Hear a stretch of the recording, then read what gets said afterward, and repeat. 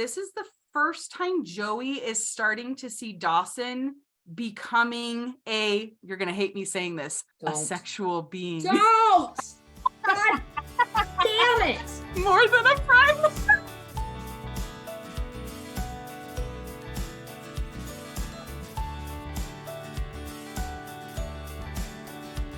Welcome to all of our friends and listeners to I Remember Everything, a podcast where we will be discussing and connecting the dots of Dawson's Creek, one spoiler-filled episode at a time. I'm Victoria. And I'm Olivia. Join us week to week as we break down the show's overarching themes, characters, motives, and how it all fits together to create this timeless series. Plus, our many, many thoughts on the lives of our favorite Cape Cityans and why making out with a disembodied head of your best friend is actually kind of sweet. It can be. It can be. Okay, it's housekeeping time. The first thing we have to say is thank you so much for all of the love and support we have received so far. I mean, we are just blown away by this reception. Our hearts are so full. And I don't know, it's just so much, guys. We feel the love. Thank you. Well, and as we said, one of the reasons we wanted to do this was to expand the Dawson's Creek community, and the level of interaction we've gotten from all of you guys out there is just it's not exactly. It's way beyond anything we could have hoped for. It's so amazing. It reinforces what we've already been talking about, because we've been on Discord and we've been in a couple of groups, and it's always so supportive. Yes. And I guess we really didn't expect anything else, but you know, your worst fears come up when you're like, oh my gosh, I'm putting out a podcast to the world and I'm talking about penis. Like, people are, what am I doing? What am I doing with my life? We all know how much you love talking about Dawson's penis, Olivia. No. It's a clinical and technical term. True. Along with that, we want to give just a couple of shout outs. We did already get a review on Apple Podcasts, which was very exciting, from LDJ3. So whoever you are out there, thank you so much.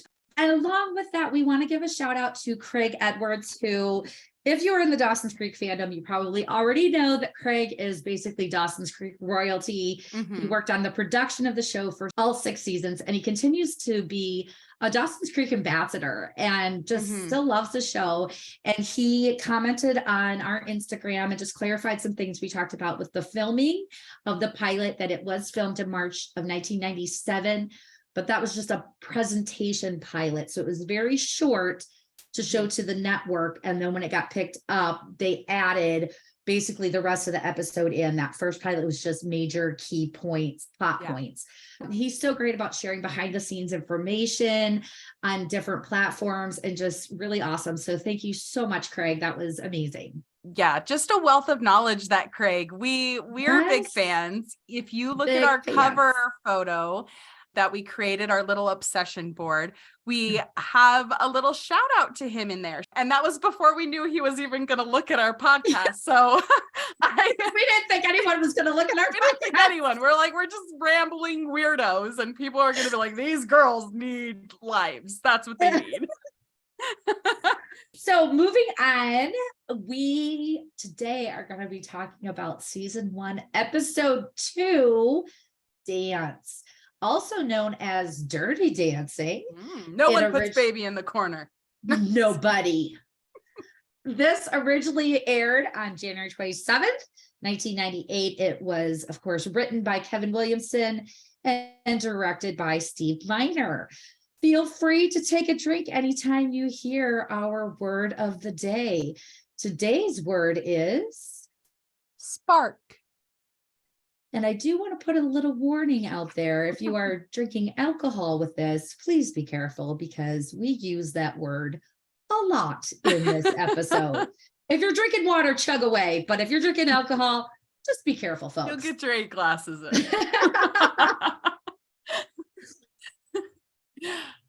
Okay, so all that being said, let's go ahead and get started on the episode.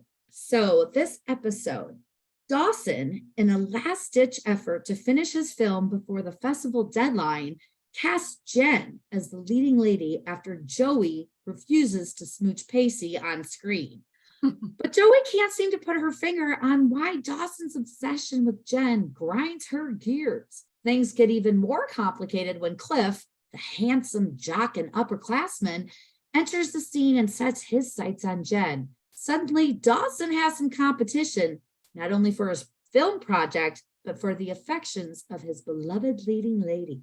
Pacey, meanwhile, continues to be confused by Tamara and her intentions as he decides to pursue his secret quest for romance with his predatory teacher. All right, so I am really excited about this episode. One of my favorite things in this episode is I feel like you actually kind of see the Joey and Dawson friendship more. You see the power dynamics in this relationship really strong. I agree. We really get a lot of Dawson and Joey friendship. Since we did come into this knowing, well, they've been friends forever, but we were just told that and we haven't seen it yet. So it's nice to be able to see it so we can start to understand, is this really the awesome, amazing friendship that these two people seem to think it is?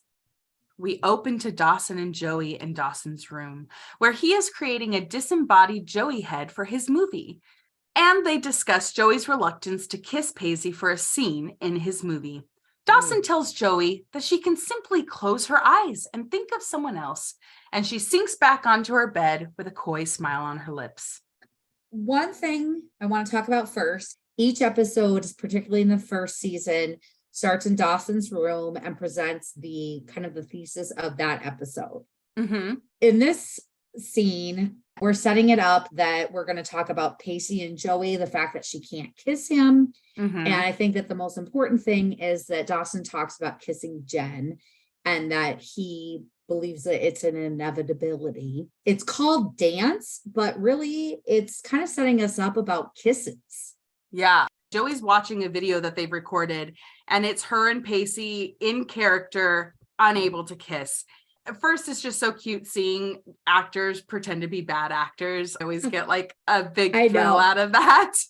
I know. And we'll get to Michelle Williams screaming. Yes. In a couple episodes. There's even like a thing, because like, I have to point out Joshua Jackson's like cuteness. When he says, "But I believe in you," he does this like little look to his left, and he's got like a tug of a smile on his lips that he's trying to control. It's so cute. So like the way Pacey thinks people are supposed to act. Yes. You know what I mean? Like he's not even acting. It's like, this is what an actor would do. Yeah. Say. Like very dramatic. His hand movements were very purposeful. Yeah. You brought up his hands first today. I did, but he like moves his hand up her arm, but very like mechanical. And I love that she's like literally watching his lips the entire time as they get closer, and she has this like little stink face. It's so small, but I love it. The words Joey uses to describe Pacey, you have repulsive, cretin, unkiss-worthy. She doesn't want to regurgitate on camera. Like such heavy, unbelievable things to say about Joshua Jackson. Oh my gosh. Pacey. Yes, Katie Holmes' acting could never be better than her refusing to kiss Pacey. Do you feel that she's been tainted by Dawson's view of him, or does she just not care at all? Olivia, you said taint. I say taint a lot, apparently. Tainted by things. We're gonna have to put that on the. We're gonna have to put that on the tallies. How many times Olivia says tainted? Oh my gosh. Why is Joey so against kissing Pacey?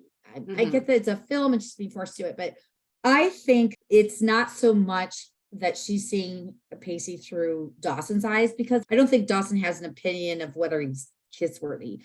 I think that this is showing us the basis of how Joey and Pacey's dynamic work. We know they're friends. They've been friends forever, but they're more like frenemies. They bicker, they fight. And I think it's Joey overcompensating with her words because she doesn't want to kiss him. And I think that the real reason that she doesn't want to kiss him is because Joey has never had a kiss before. Yeah. As cynical as Joey is, she does not want her first kiss to be on film Right. forced to do it with someone she does not have romantic feelings for, because she doesn't want to admit that, because she's kind of emotionally constipated at times. Yeah. So she goes overboard on the words. I agree with that. I think it's so hard because it's like, poor Pacey. I believe that she said these words in front of him. Even that scene that they just have of him being, oh, come on. Like, how many takes do you think they had? How many times do you think she refuses to kiss him? Like, that hits at a guy's ego. I understand her reasoning for not wanting to be kissed. This is not the first time she's called him repellent or any of those things. It's in this context here. And you're right. He's probably hearing it over and over and over again this day for all of these scene takes. And I wasn't going to count this as a Pacey Witter punishment watch, but when you describe it like that, of how many times she's saying it, and it's going to sink in. And that's why I wasn't going to count it, because it's part of their banter. But I think that I am going to count it. How much? Especially knowing what he's going through right now. You know, he just kissed this beautiful woman and then she ran away from him. And now Joey's saying he's unkiss worthy. Yeah. Is he thinking, oh my God, I screwed up the kiss because I didn't know how to kiss right, and that's why Tamara left? And yes, listeners, we will talk about Pacey a lot. That is who we both adore. We promise to be fair and talk about everyone else, but you will get more Pacey content here. And he's usually not talked about because it's like, oh, gross storyline. We know it's a gross storyline, but we want to talk about how that affects him in the long run. He gets dismissed in season 1 completely. Dismissed. He doesn't even hang out with the rest of the crowd a lot of the times. And so one of the reasons we want to really address this Tamara stuff is because even though I know there are other podcasts that absolutely recognize this is pedophilia, but I feel like there's never that complete deep dive that Pacey truly deserves. And that's what we want to give him. So let's move on to Dawson. He says, do it for me. Manipulative. I don't know if it's manipulative. I feel like this is a friend thing. And I feel like this is his equivalent to like puppy dog eyes. This is a trick that works on her. And when I talked about power dynamics, he asks her to do something and she usually gives in. Right. But is it a trick manipulative? Yes, but I don't think it's seen as a 15-year-old boy as manipulative. I think he goes, this is my friend. I want what I want, as most 15-year-olds do. Kids are selfish, and especially Dawson, who gets his way a lot. And I don't know that he realizes it's manipulation yet. Do I think he gets there and uses it later? Yes, I do. I'm not saying he knows it's manipulation, but it is manipulation. Yes. He knows how to manipulate Joey. Joey wear a bikini. Joey get pulled into the water. Joey kiss Pacey. I cannot help but hate on Dawson in the scene, and I really try not to, but he goes into that conversation of that, like, well, then, so how enchanting is it that a strapping young man doesn't have sex on the brain, right? Like, he's talking about Jen and how amazing she is. And I think he's right that she does like that. He doesn't have sex on his brain for 1 second. And by the end of this episode, he's pressuring her to do something she's not ready for. I talked about in the last episode about how Dawson was so sex adverse and how quickly that changes when he starts to date Jen, describing himself as a quote unquote nice guy, you know, that I'm not like other guys. I'm going to be something different. And as you said, the truth is, I think that that is what Jen is looking for and what she needs. But the way he describes that in that same paragraph, when he's talking and he's saying that he doesn't have sex on the brain, but he's also so confident that he is going to get that physical contact with Jen. He says, Jen and I will definitely kiss. Don't you worry. For someone who has known Jen for about 2 seconds, they are not dating. They held hands. That was it. It's weird to me that he's in one breath saying, I don't have sex on the brain. And in the next breath saying, oh, don't worry, I'm going to kiss her. Right. And I know kissing and sex are two different things, but there's still that physical contact. Yeah. I know you talk to your friends about wanting to do that. I get it. It just feels very hypocritical coming from Dawson that he's projecting one thing, but obviously trying to do something else. He does this weird lip quirk thing when he says she's a self-proclaimed virgin, and it just rubs me wrong. In one sentence, he goes, Jen happens to be a bright, intelligent young woman who is clearly in charge of her own body. But that is thrown out the window. The second she makes other plans, it's that power over her body is now looked at as a negative thing. It goes from this beautiful, powerful thing to how dare she? That's something that we're going to see throughout the relationship between Dawson and Jen. He cannot accept her taking control of her own body because, as with everything else in his life, Dawson wants to write the script of what's going to happen. And Jen doesn't follow the script in this episode. And we see that moment of the switch to, we're now on the mannequin head, which I have to say, as someone who does props, I am impressive, right? I am impressed. Not only that this 15-year-old has art skills that we never see again, but that in a small New England town in 1998, that there was an art craft supply place that has these things. Because I live in Phoenix, and when I make props, I have to go to multiple craft stores and still order online. So, sir, where do you get your supplies? Good for you. Maybe Mitch took time out of building his diorama. He put his gun down and took a trip to Boston and got him his supplies.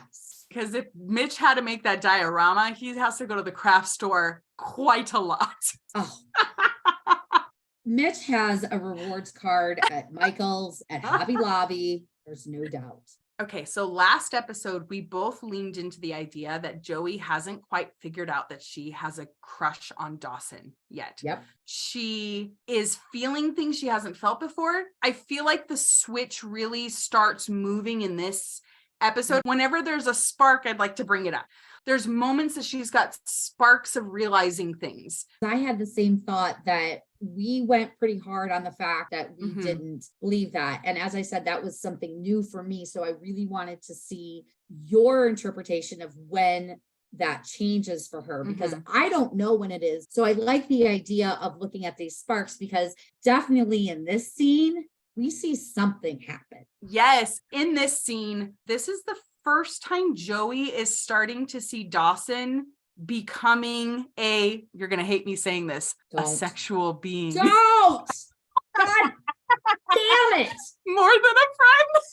Again, listeners, if you see Dawson as a sexual being, please feel free to message us. Yes. Me, not Olivia. I don't need to know. I'm just kidding. We do want to hear from you. When he is working on the head and he says to her, "You give good lip." I just have a sexy comment. She looks horrified. Yes. By it. Yes. Saying she gives good lip. She could take it as flattery because she wants to hear it as flattery. Right. And instead she just looks at him like, what? It's definitely not that moment. And she also had it with the kissing lips line. She literally says, what? There's no embarrassment. There's no blushing. She really is just curious and confused. These spark moments is when she lets herself have this idea that Dawson could be a potential mate. Like she had never really thought about it. And this is where I think it happens. When he tells her, just close your eyes and imagine someone else. In my mind, I think it was just her brain jumped to Dawson first, and she wasn't grossed out by the idea. In that little moment, Katie Holmes does a really great job that you see it on her face of, well, who would I want to kiss? And then kind of a moment where she's taken aback and looks over at Dawson, and then she kind of leans into the feeling a little bit. I think that she's still very scared of the idea because she knows that if they were to go there, their friendship as it is right now is no longer going to exist. Yeah. And I think that we kind of see all those things on her face in just those few seconds when she flops back down on the bed. Right. And then it's interrupted by him bringing up the Crisco and leather straps line again. And then she smiles and it's back to friendship moment. Yep. And I feel like a lot of those sparks are really small, but you see them. So yeah, I'm so glad you have the exact same thought in the same space. I absolutely did. But I definitely have notes of there's something going on. So the opening credits now, which we didn't mention, like even those shots on the dock, like those were also taken in between takes. And I think I love those moments because it's mostly the three of them being silly on the boat, them laying on the dock. And I liked that snippet in the montage. even though it's in the credits, it's a moment of that we see that these three have been friends forever. We don't necessarily always see that in the episodes because there's so much drama going on. But in that moment, you see them just having fun together. All right, I don't want to wait to move on to the next scene. Let's move on. Like that smooth segue. That was beautiful. Our favorite mean girl, Nellie, announces on the PA that there's a big dance coming up on Friday. Dawson waltzes into Mr. Gold's classroom with a proposition. He wants to take in some cinematic magic during his study hall. Mr. Gold allows him to observe the film class, but with a catch. Dawson is to remain a silent spectator. Olivia, over under on how long it takes Dawson to open his big fucking mouth and become part of the class. Real fast. And the exasperation on Mr. Gold's face. I love Benji in this episode. When Dawson's talking to him, Dawson's trying to be so smooth. And Mr. Gold's like, really? Dawson, do you not think I know what you're doing? Yeah. So I have a question. Do you think Dawson doesn't know that Mr. Gold has his number? Does Dawson really think he's pulling one over on Mr. Gold here? I think he thought he did. He did too. Yeah. It is hard to not be frustrated that Dawson is manipulating the system because he gets what he wants so often with teachers. Like that he gets to do assignments as film. It's just Mr. Gold catches his BS and Dawson tries to play dumb. And it's like, no, I got you. Well, and we talked about, is Dawson full of passion or is he just a privileged white man? In this, it just feels like he's a privileged white man who found a way to manipulate the system. And that moment that we celebrated of, good for you, Dawson. Dawson is very privileged. He's very used to getting what he wants. It's like, how do these rules not apply to you? Dawson being used to getting what he wants. We're going to see how he reacts in this episode when he doesn't get what he wants, because again, he wants to write the script of his life. With Mr. Gold here, he did a rewrite. He got into the class. So let's look and see what happens when he can't do a rewrite. Right. All right. Ready? No, it's a fucking Pacey and Tamara scene. Never ready for these. Oh gosh. Pacey's patience is put to the test as he waits for Tamara in her classroom, hoping to clear the air about the scandalous kissing. But Tamara's playing the avoidance game, asking Pacey to vamoose and pretending the kiss was nothing but a figment of his imagination. Pacey's left scratching his head, wondering what in the world is going on. He tells Tamara she's not being fair and leaves. Oh my goodness. Ding, ding, ding. So number one, I talked in the last episode about the difference between when Pacey calls her Tamara versus he calls her Miss Jacobs. When she first walks into the classroom, there's nobody there to overhear them, but he calls her Miss Jacobs because at that moment he is feeling distance from her because of how their last interaction ended. Yeah, and we just remember we talked about he's been rejected from being kissed now. When Tamara walks in and sees Pacey, her face was literally saying, oh, look, if it isn't the consequences of my actions, standing right there at my desk. Well, and that's perfect because we've talked about POV. This scene, I feel, reads as Tamara's POV. Ooh. Pacey is coming across as pretty aggressive. Yeah. As the instigator, she's telling him, no, there was no kiss. There's nothing to discuss. I need you to leave. And he's pushing the subject and she's very almost acting like she's the victim. Victimized. Yes. Yeah. I don't feel like it's a Pacey POV because he is coming across inappropriate in this situation. The way he says your tongue was in my mouth is so graphic that it doesn't feel true because Pacey is not just interested in fucking her. We know he wants something more to it too. He discovered in the last episode that being kind of mean to her turns her on. But I feel like the way she is reacting and begging him, please stop. Please stop. It truly feels like her denial pushes him to push more. And it's funny that you said Tamara's point of view, because I had that as Tamara ? Because I was leaning that way too. The writers we know wanted this to be a real love stories. And for them wanting to make it a real love story, they sure do a good job of showing Tamara as grooming. And they do a really good job at showing Pacey as extremely mature. So why are they still trying to make this a romantic love story? Because they've made it clear that there's nothing romantic about it. It's gross. We all know it's gross, but we know what the show is trying to sell us on. And in this moment, it is that I want to, but I just can't. Please don't discuss this with me because my feelings are overwhelming. And if you talk to me about it, I can't do this anymore. That's what I feel the writers are putting on the page. And honestly, as a viewer, as we said, even though it's disgusting, they sell it. Yeah. Let me go through my breakdown of the scene of how I feel like it does show grooming. You start with her coming in. She has that shock to see him. He looks anxious, but then his light up smile when he sees someone he's into, that growing smile he does. I'm like, she does not deserve that smile, is how I felt. No. One of the first things she says to him is, you can run along. This is something you say to a child. When the night before, she just called him a man.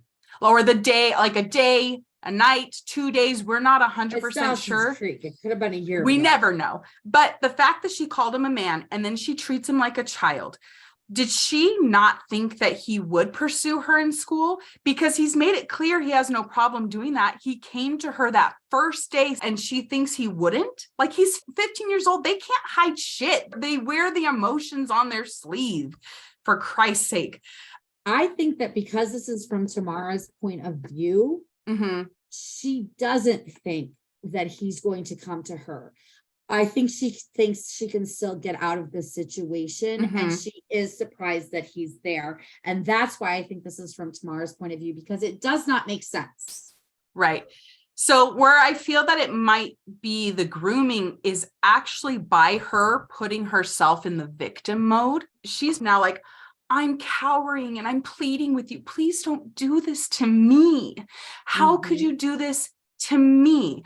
It's like she's almost trying to make him the bad guy. He's the aggressor. He's the one making all these actions. You mentioned the tongue comment, but she was the one to put her tongue in his mouth, not the other way around. When he leaves and he says, "You're not being fair," her eyes light up. She smiles and she catches herself because she's playing this victim so well. But then when he's like, "You're not being fair," and leaves, she's like, I got him. And this is classic predator behavior. You're right, to put the onus on the actual victim. Well, you can't talk about this here. We can't discuss this. It's going to hurt me. It didn't even happen. Pretend it didn't happen. It didn't happen. So I agree with you that is grooming behavior, but because of how it's presented, it does not come across as grooming because we know that the writers don't want it to.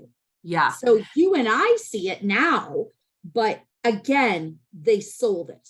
I think it is this scene that really turns people off to Pacey. It is by design of a predator to make the victim feel like they are the ones driving this inappropriateness, which is why at the very end of this episode, he takes the responsibility. God damn it. I've heard so many people say, "Pacey, we know that you're the victim, but dude, don't bring this up in school." And when they talk about it, they're not blaming him for her actions, but they are saying, "Pacey, make better decisions." Like, you should also know, Pacey, not to talk about this. Pacey, why are you talking about this in front of all these people where people are going to find out about it? Well, fucking A, because he's a victim. He has no confidence. He pretends he has confidence, but he doesn't. And when you look at it from the perspective of he's just being turned down from these kisses, he has someone who kissed him, denying it even happened. Can you imagine the mixed emotions and the anger? Like, there is a little bit of anger, like, you're not being fair. I know this happened. I know this happened. I know you this did happened. this. This is the most literal incident of gaslighting I've ever seen in my life. She says nothing happened. There was no kiss. And it's so blatant that you would think, well, obviously Pacey knows that there was a kiss. Yes, he does. But when you are being gaslit, even though you know there was a kiss, you still have a moment of questioning of what really happened. Yeah. Why is she saying this? And again, he had just had his first kiss. And then it is taken away from him. He's trying to understand why this moment that should have been so beautiful and what really was kind of beautiful to him because he did get his kiss is now so confusing and horrible. But I don't know that it was beautiful even in the moment, because remember, he's angry at her. He has a black eye. There's all this confusion. And then she's like saying this can't happen. And then she kisses him and he's like, I'll see you at school, Miss Jacobs. He's confused. Not of course in the he moment. wants answers. Yes. It's not beautiful in the moment. Yeah. He went home and he was like, but she kissed me. So I did something right. But what was it that I did right? Yeah. And how do I get it to happen again? And how do I get this to progress further? Yeah. So, and he's going to try to latch on to that. Like, she wanted me. I know she wanted me. I felt her tongue in my mouth. She wanted me. She wanted me. You did want him. Gosh. All right. We got to move on.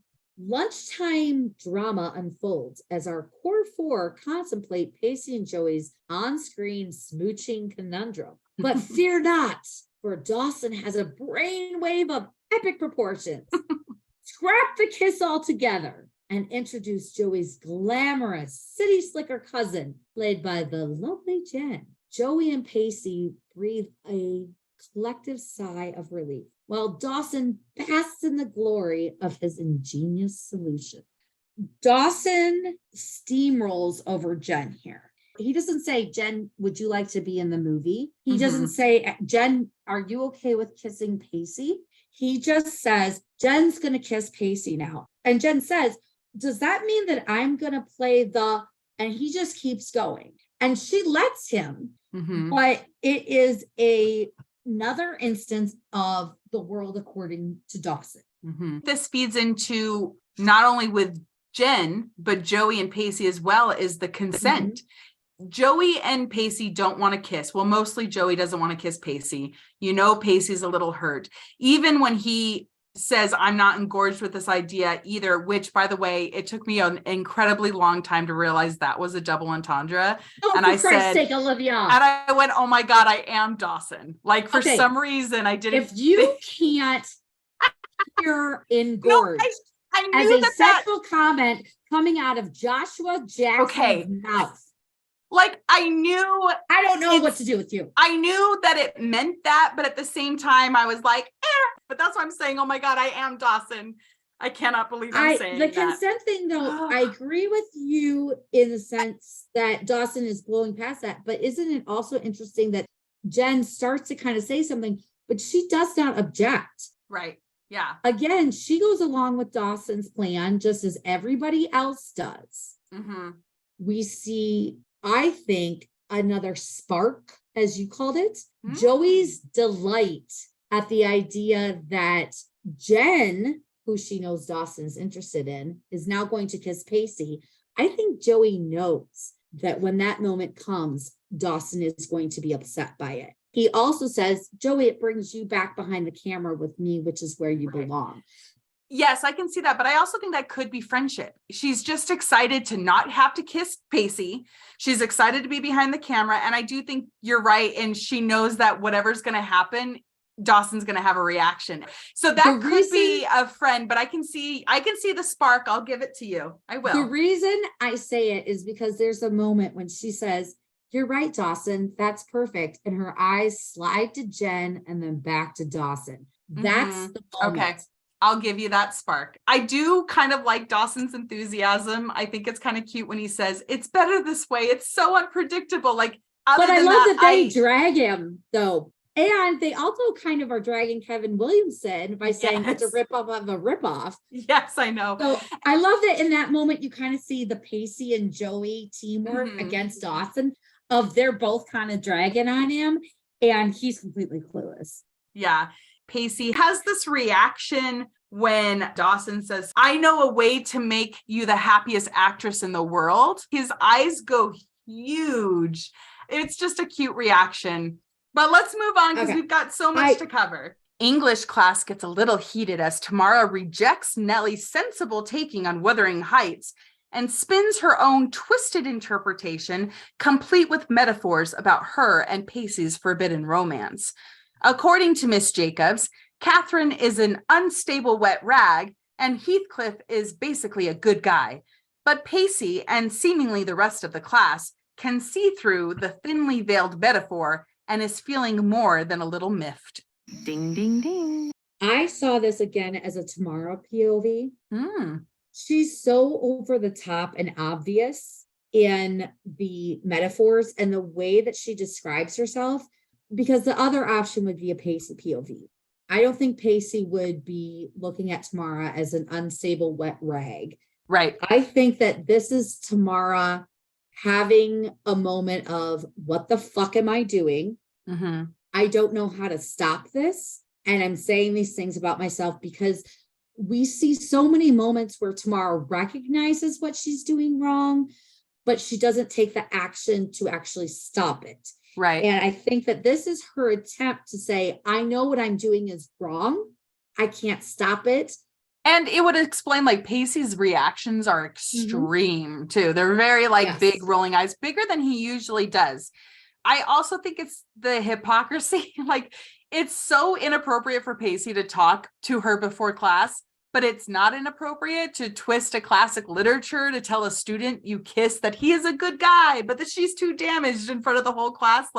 And by Tamara calling him a good guy and putting herself down, this really feeds into his own struggles because he really tries to look out for women. Oftentimes he tries to save them from themselves. He has a savior complex. Yes. And by her putting herself again in this victim is just going to fuel him even more.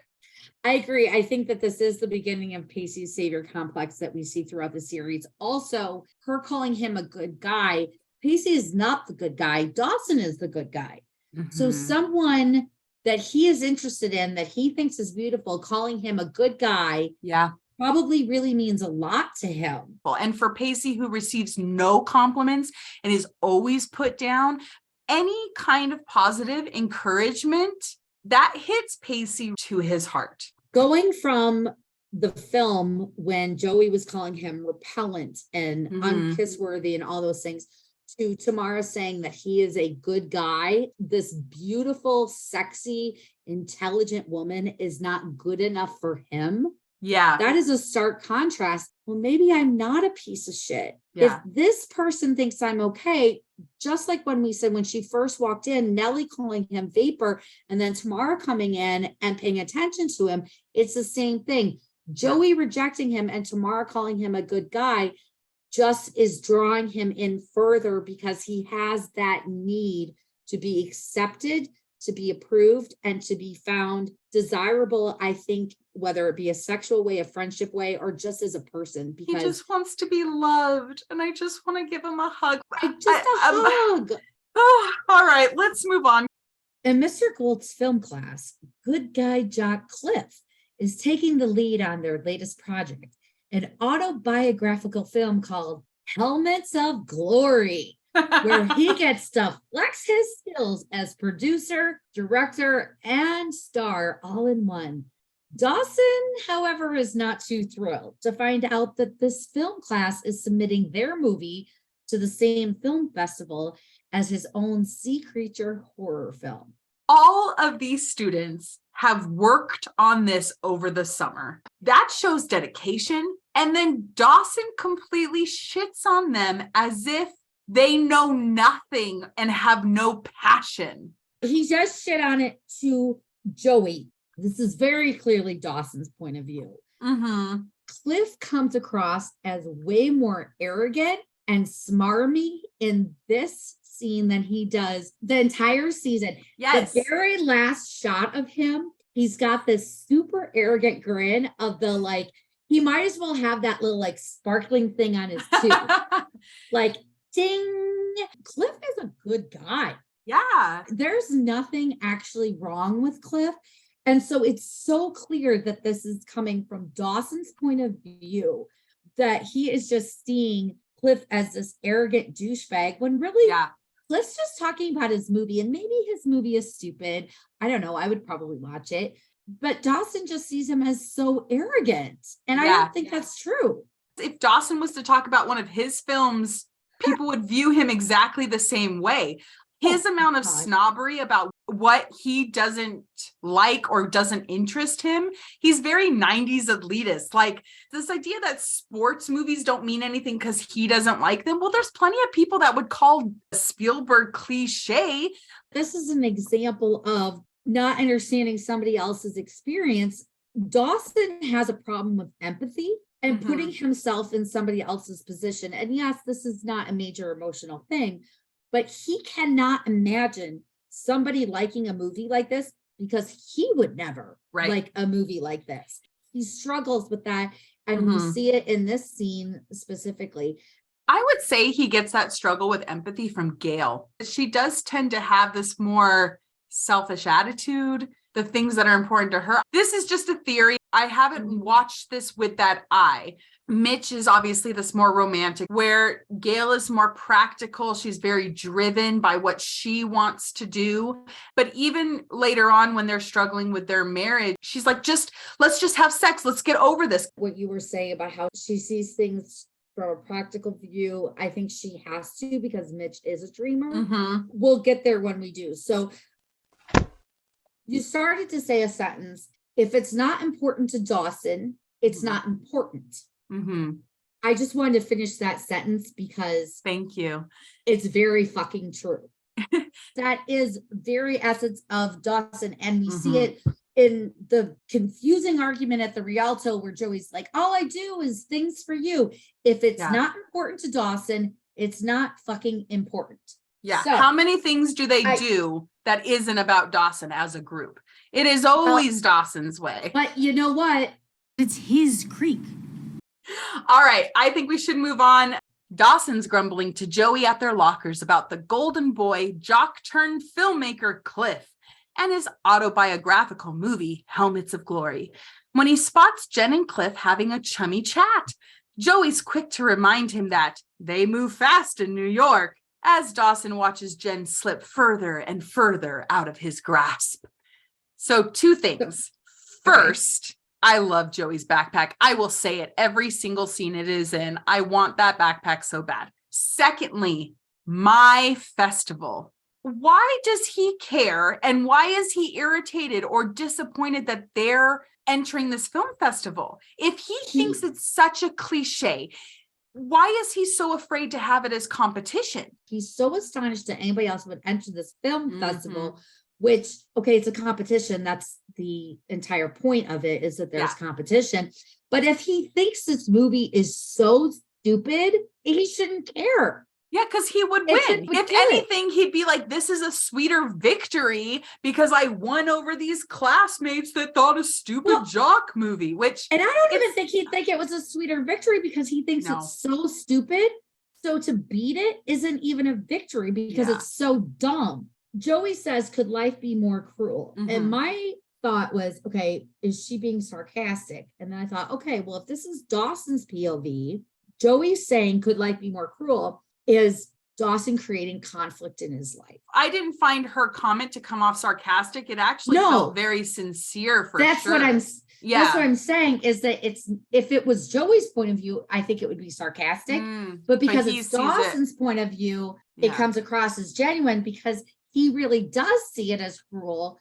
Because as we said, why would it be an issue? It's not a conflict. But he's creating a conflict by it. But Joey feeding into it doesn't help either. But she does. I think she's trying to be a supportive friend and just be like, yeah, this is fucking bullshit. This episode, you see their friendship. You see him complaining to her and her going, you're right. That is cruel. I'm not saying that that's necessarily a bad thing to do I'm not either. Friend. But what I'm saying is you get to see it as a friendship. I have that with my friends. You want to have their back. You see their point of view.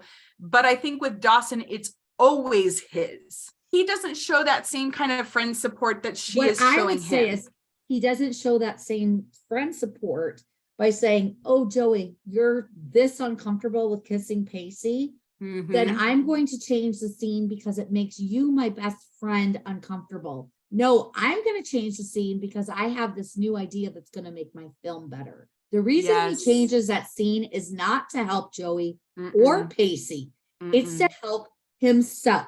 Yes, I So love that would that have point. been a really good place for him to be like, as your friend, I'm going to fix the situation. Yeah. It's about him. She's mentioned it to him a lot. Like there's He's no seen her be catering. physically uncomfortable with it. Yes.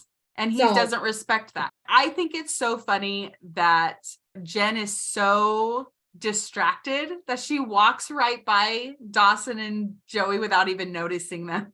I think this is a Jen POV because Cliff is very nice. He's very charming. He's not pressuring her. So in contrast to how we saw Cliff in that previous scene, Yeah, where I thought it was Dawson's point of view and he came across as so arrogant and full of himself, he's just very sweet.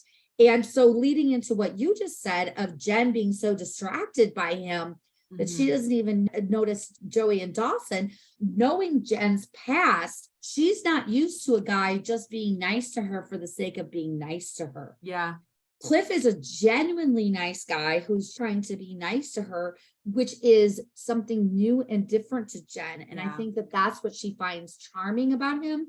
He feels non-threatening to her in a way that I think Dawson doesn't, because she does have feelings for Dawson and that scares her. Yeah, she's not ready for it yet. Yeah, we see that later in the episode. So I want to set that up here, that I think that the reason that she finds Cliff interesting is because he's nice like Dawson, being welcoming like Dawson, but because she doesn't have attraction to Cliff in the same way, I don't think, he feels safer. And that's what she finds attractive because she's never had that before. And how not? Scott Foley is super handsome. This is where Joey goes from being a good supportive friend to really fueling Dawson's insecurities. And this is not the first time that Joey does that. I don't feel like she is a great friend here. Just by her saying, I told you, Dawson, they move fast in New York. She's already set up in the first scene. She's bringing up she comes from New York. She's going to move fast. She's not going to want you. And I think Joey's hoping this will be temporary. And she's trying to make him see her for what in her mind she really is, because we know Dawson can be blind to how he wants to view things. And she sets the seed in the first scene. She sets it here. See, she's moving fast. She's already moving on. And I feel like she continues to plant those, not intentionally. I think, well, maybe intentionally. I did not see it that way. I was maybe leaning into the friendship theory, where I think that it can be seen the two different ways.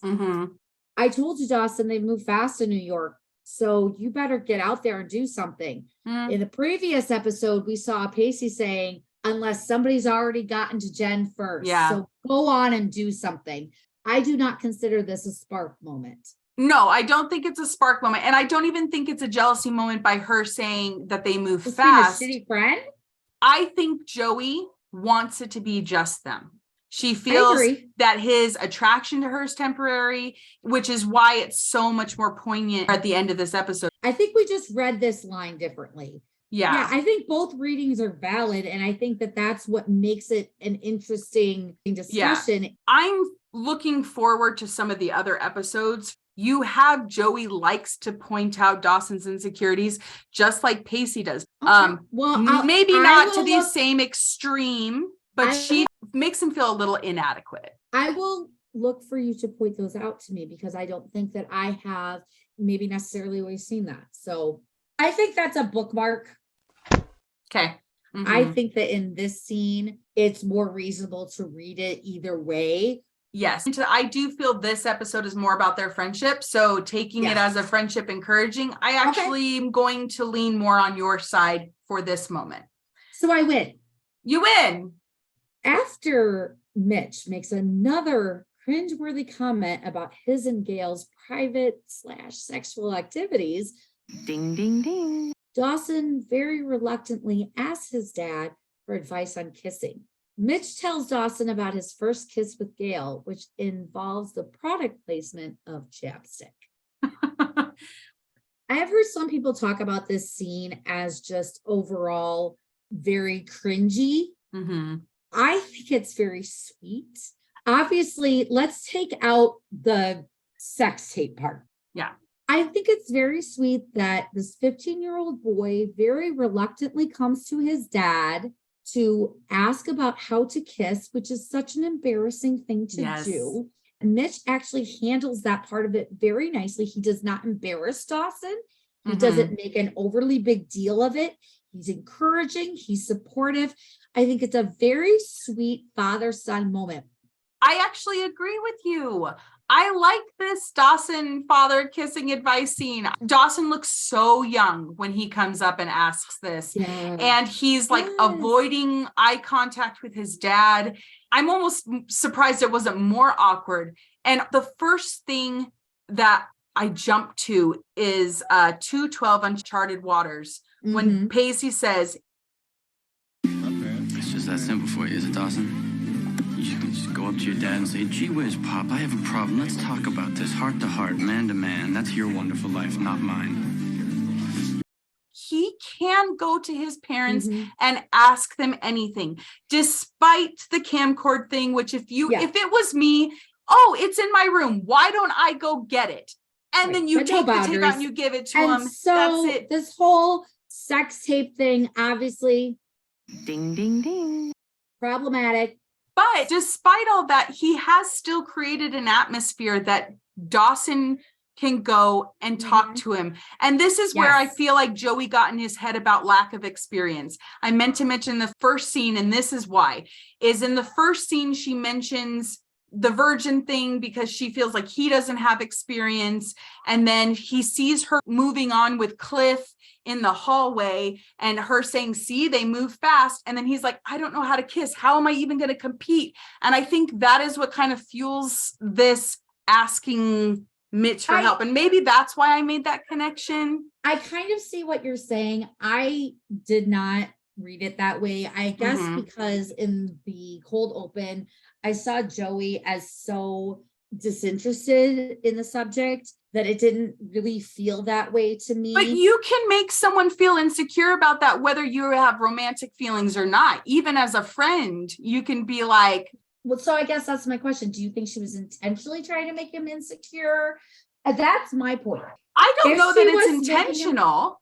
Okay. That's my even question. In that scene that we were just talking about, if that's what happens, it may not be an intentional, but whatever Joey says is still making Dawson feel like he's inadequate. Okay. So maybe we should have clarified that earlier between the two of us. Look at that. Understanding now that you don't feel that she was purposefully. No. That changes, and I think that we are much more on the same page about all of that. We've talked about Pacey's line between being overconfident and insecure. In the cold open, Dawson was overconfident. Don't worry, Jen and I are going to kiss. And now we see him being very insecure. And I don't think we see those similarities between Pacey and Dawson very often because the show tries so hard to put a dichotomy between them.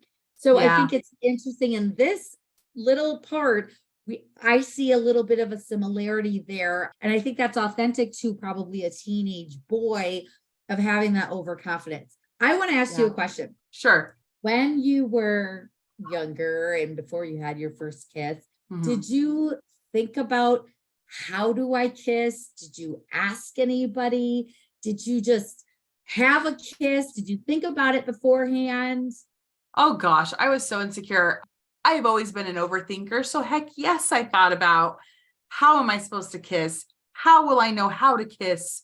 If you can't practice, how do you know you're any good at it? Well, so practicing, did you ever do the thing where you practice on your hand? No, I didn't. I was too embarrassed. Even like though no one would see. God could see. Okay. Okay, that's fair. I practiced on my hand. Did you? And I will tell you, it is not the same. I believe that. As Mitch begins to dispense his knowledge about kissing to Dawson, Joey enters through Dawson's window and stops at the top stair railing and listens in on the very private father-son moment. Mitch stresses the importance of romance and encourages Dawson to make his lower lip dance like it's at a disco party. Dawson tries out his new moves on the bodiless Joey head. Dawson, who talked about being refreshing and not having sex on the brain. We also know he's a dreamer. He's into romance. When he asks Mitch about it, he says mechanics of kissing. And that word mechanics to me is very cold, very clinical. I understand what he's saying. Dad, tell me actually, how do I do it? Do I practice on my hand? What do I do with my tongue? Which are real questions as a teenager. You're wondering, like, how do I actually do it?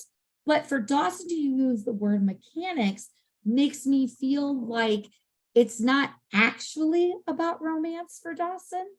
I think that a really great kiss is two people who really want to kiss each other and have chemistry.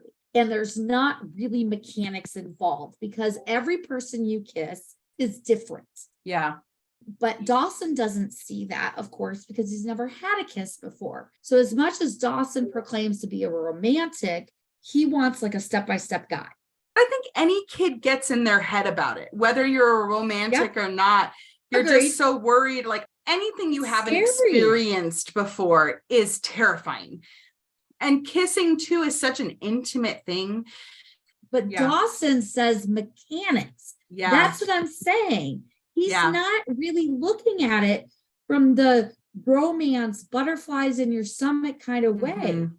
He's really set on just having the kiss. Yeah. And he goes, this person looks like an angel. She fits all of these things that I would want from a first kiss. And I want to just check it off my list that I did it with the perfect girl in the perfect setting, with the perfect mechanics of how it happens. And I want to be in a film with an intimacy coordinator who can tell me how to kiss properly. Yeah. How's it going to look? He's not talking about how it feels with Mitch. He's talking about the actual mechanics. The sweet moment is the fact that Mitch is the one to go, there's chemistry, there's romance. He's trying to put those words into the dialogue. And I have to say, when it comes to the father-son dynamic, the reason I look at it as sweet and not cringy is I just love the idea of shows showing these father-son relationships. That's what makes it so special, because there's not a lot of shows that do that. Yeah. But while we're here, we have to talk about Mitch's diorama. All right. It is, this is the best view that you get to see of this whole diorama and all of its glory. It's just, mwah. Bless Mitch and his pea-picking heart and his dreams. Because in Mitch's world, the kelp is a reality. And seriously, it's insane. And any free moment he has in this, he's working on this kelp diorama. This is what I'm saying. Gail was like, I'm done with the kelp. Dawson comes down and he's like, Dad's got his fucking glue gun again. Dad, can you put the glue gun down and talk to me about kissing? Oh, gosh. Bless him, but... God, I know. And Mitch still says, well, we still jumped each other. You don't have to say that to you can tell your kid that came later, or you don't have to rush into anything. I think it was Mitch's attempt to lighten the moment. I do. It was a very intense moment. He knows Dawson's embarrassed. And then he's like, oh, trying to embarrass him more. Yeah. Take that weight off of it. Right. I'm not going to count it as a big boundary thing, because I think Mitch did it in a purposeful way to try to actually lighten the mood. Yeah. I mean, in that scene, is that the most problematic boundary issue we have? No. Joey watches from afar, lost in her thoughts of a romantic kiss, but her daydreaming is interrupted when she discovers a mysterious phone cord leading to a closet. Inside, Gail is making obnoxious kissing noises to someone who isn't her husband.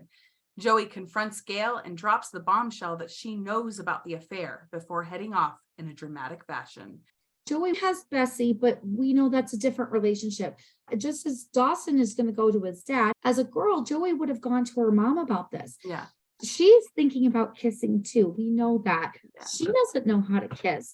I think that there is a jealousy there, not in a mean way, but just a jealousy of, I will never have this moment because I don't have my mom. And I think that we see other things on Joey's face that I think we're probably going to talk about, but Mhm.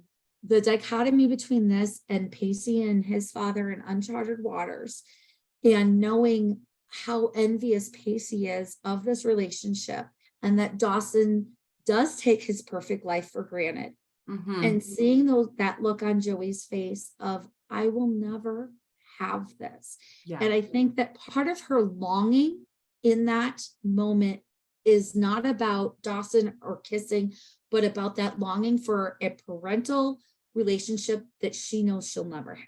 I do agree that Joey listening in is, she just doesn't have parents that she can talk to like that. She has a Mhm. sister and it's not the same. Mhm. It's not the same. Along with the longing of a missing parental relationship, I would count this as a spark moment for Joey Yes. too. The way she is watching Dawson, the way she like licks her lips, the way he does, she closes her eyes when he does. She is absolutely imagining Dawson kissing her as he kisses the weird, creepy head. Yes. And I think it's not so much like, I want this, but like, that wouldn't be so bad. You know, someone I trust. Curious.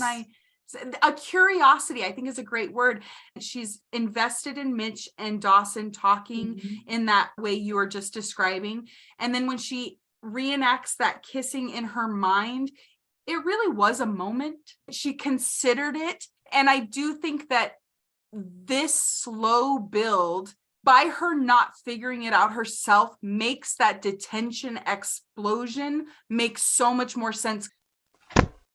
You said something about someone that she feels safe and comfortable with. Mm-hmm. And I think that that is a very big part of the Dawson and Joey relationship, that I think that sometimes there's a confusion for Joey in particular between romantic love and safety. Yes. And particularly in this moment, this is a safe environment. He is a safe person. I think there are scary things about kissing Dawson because she would be afraid of losing her best friend, but also she's so comfortable with him that they have tickle fights. And so Yeah. it's not so much that he would be so close to her physically. I think she's afraid of the emotional intimacy. Yes. And that's what she continues to struggle with up until detention. Not the physical intimacy, but the emotional. That is it. You never really feel a spark between Dawson and Joey. It always feels manufactured. So as we finish up the scene, as an actor, I just have to say there is props to John Wesley Shipp and James Van Der Beek for the acting in the scene, because it is cringy, but it could have been so much worse. James Van Der Beek, with his parents on this show, had good parent-kid chemistry. Mm-hmm. And it's Mhm. really cute. Then when Dawson's like, forget this even happened, that feels like Yeah. a kid thing so much. Like, I was we just didn't gonna even have say- this conversation. It's supposed to be cringy, but they're Yeah. able to play it in a way that it's cringy and sweet. Because realistically, that's what it is. I've had conversations with my kids about sex and kissing and liking boys and girls. As a mom, it is very cringy because it's like, oh my God, I can't believe I'm having this conversation with my kid. But it's Yes. also very sweet because I'm like, I'm so flattered that you felt comfortable enough to come to me Right. and talk to me about this. And I feel like Mitch feels that. Yeah. And you see that cringiness from Dawson, but also the sweetness from Mitch of, Yeah. I'm so glad that you're talking to me. But can I just say, poor Joey, she goes from this sweet moment watching Mitch and Dawson to finding Gail talking with her soft B Bob lover. But it's Oh my just like in gosh. the pilot where she Oh my goes gosh. from this amazing moment of ecstasy. Ooh, that sounded Oh, don't icky. say that word. This amazing moment of, yes, I got what I wanted from my best friend. Everything is great in the world, to seeing Gail kiss Soft B Bob. Basically, the same thing's happening here where she's experiencing all these feelings and emotions. Yeah. The innocence again gets It's ripped taken away. Do you think Gail wants to get caught? Is that why she's sitting in a fucking closet talking to Soft B Bob, making smoochy noises? I feel like it has to be because this is a TV show. No one can be that stupid, and no one having an affair would be like, you hang up first. Oh, like, it's so unbelievable that it makes it even hard. Like, it's almost like they wanted us to hate Gail more. I am a Gail apologist. I'm going to push back on some of what you were just saying. I think that it is authentic to me, given what we find out about Gail's reasons for cheating, how she explains it, and we'll discuss it more. But I'm going to say right now that I think it's authentic for her to be this teenagery, girly, smoochy smooch with Bob on the phone. Explain. I think that that's what she's looking for. Mm. She says later she wants to want again, and she's reverting back to this time prior before things were comfortable with one man, back to a time when things were secret and scary and new. Yeah, those butterflies that you Those kind of butterflies. lose over time. I think that that's what she was looking for. I think that's what she's leaning into Yeah. in an exaggerated way, Right. because that's what she's looking for. I also think that there's a part of Gail that Wants to get wants to get caught, at least at this point, maybe not earlier in the affair. She's starting to freak out about it. She's starting to have thoughts of, what am I doing with my marriage? And I'm gonna just hold on that until later in the episode. Yeah.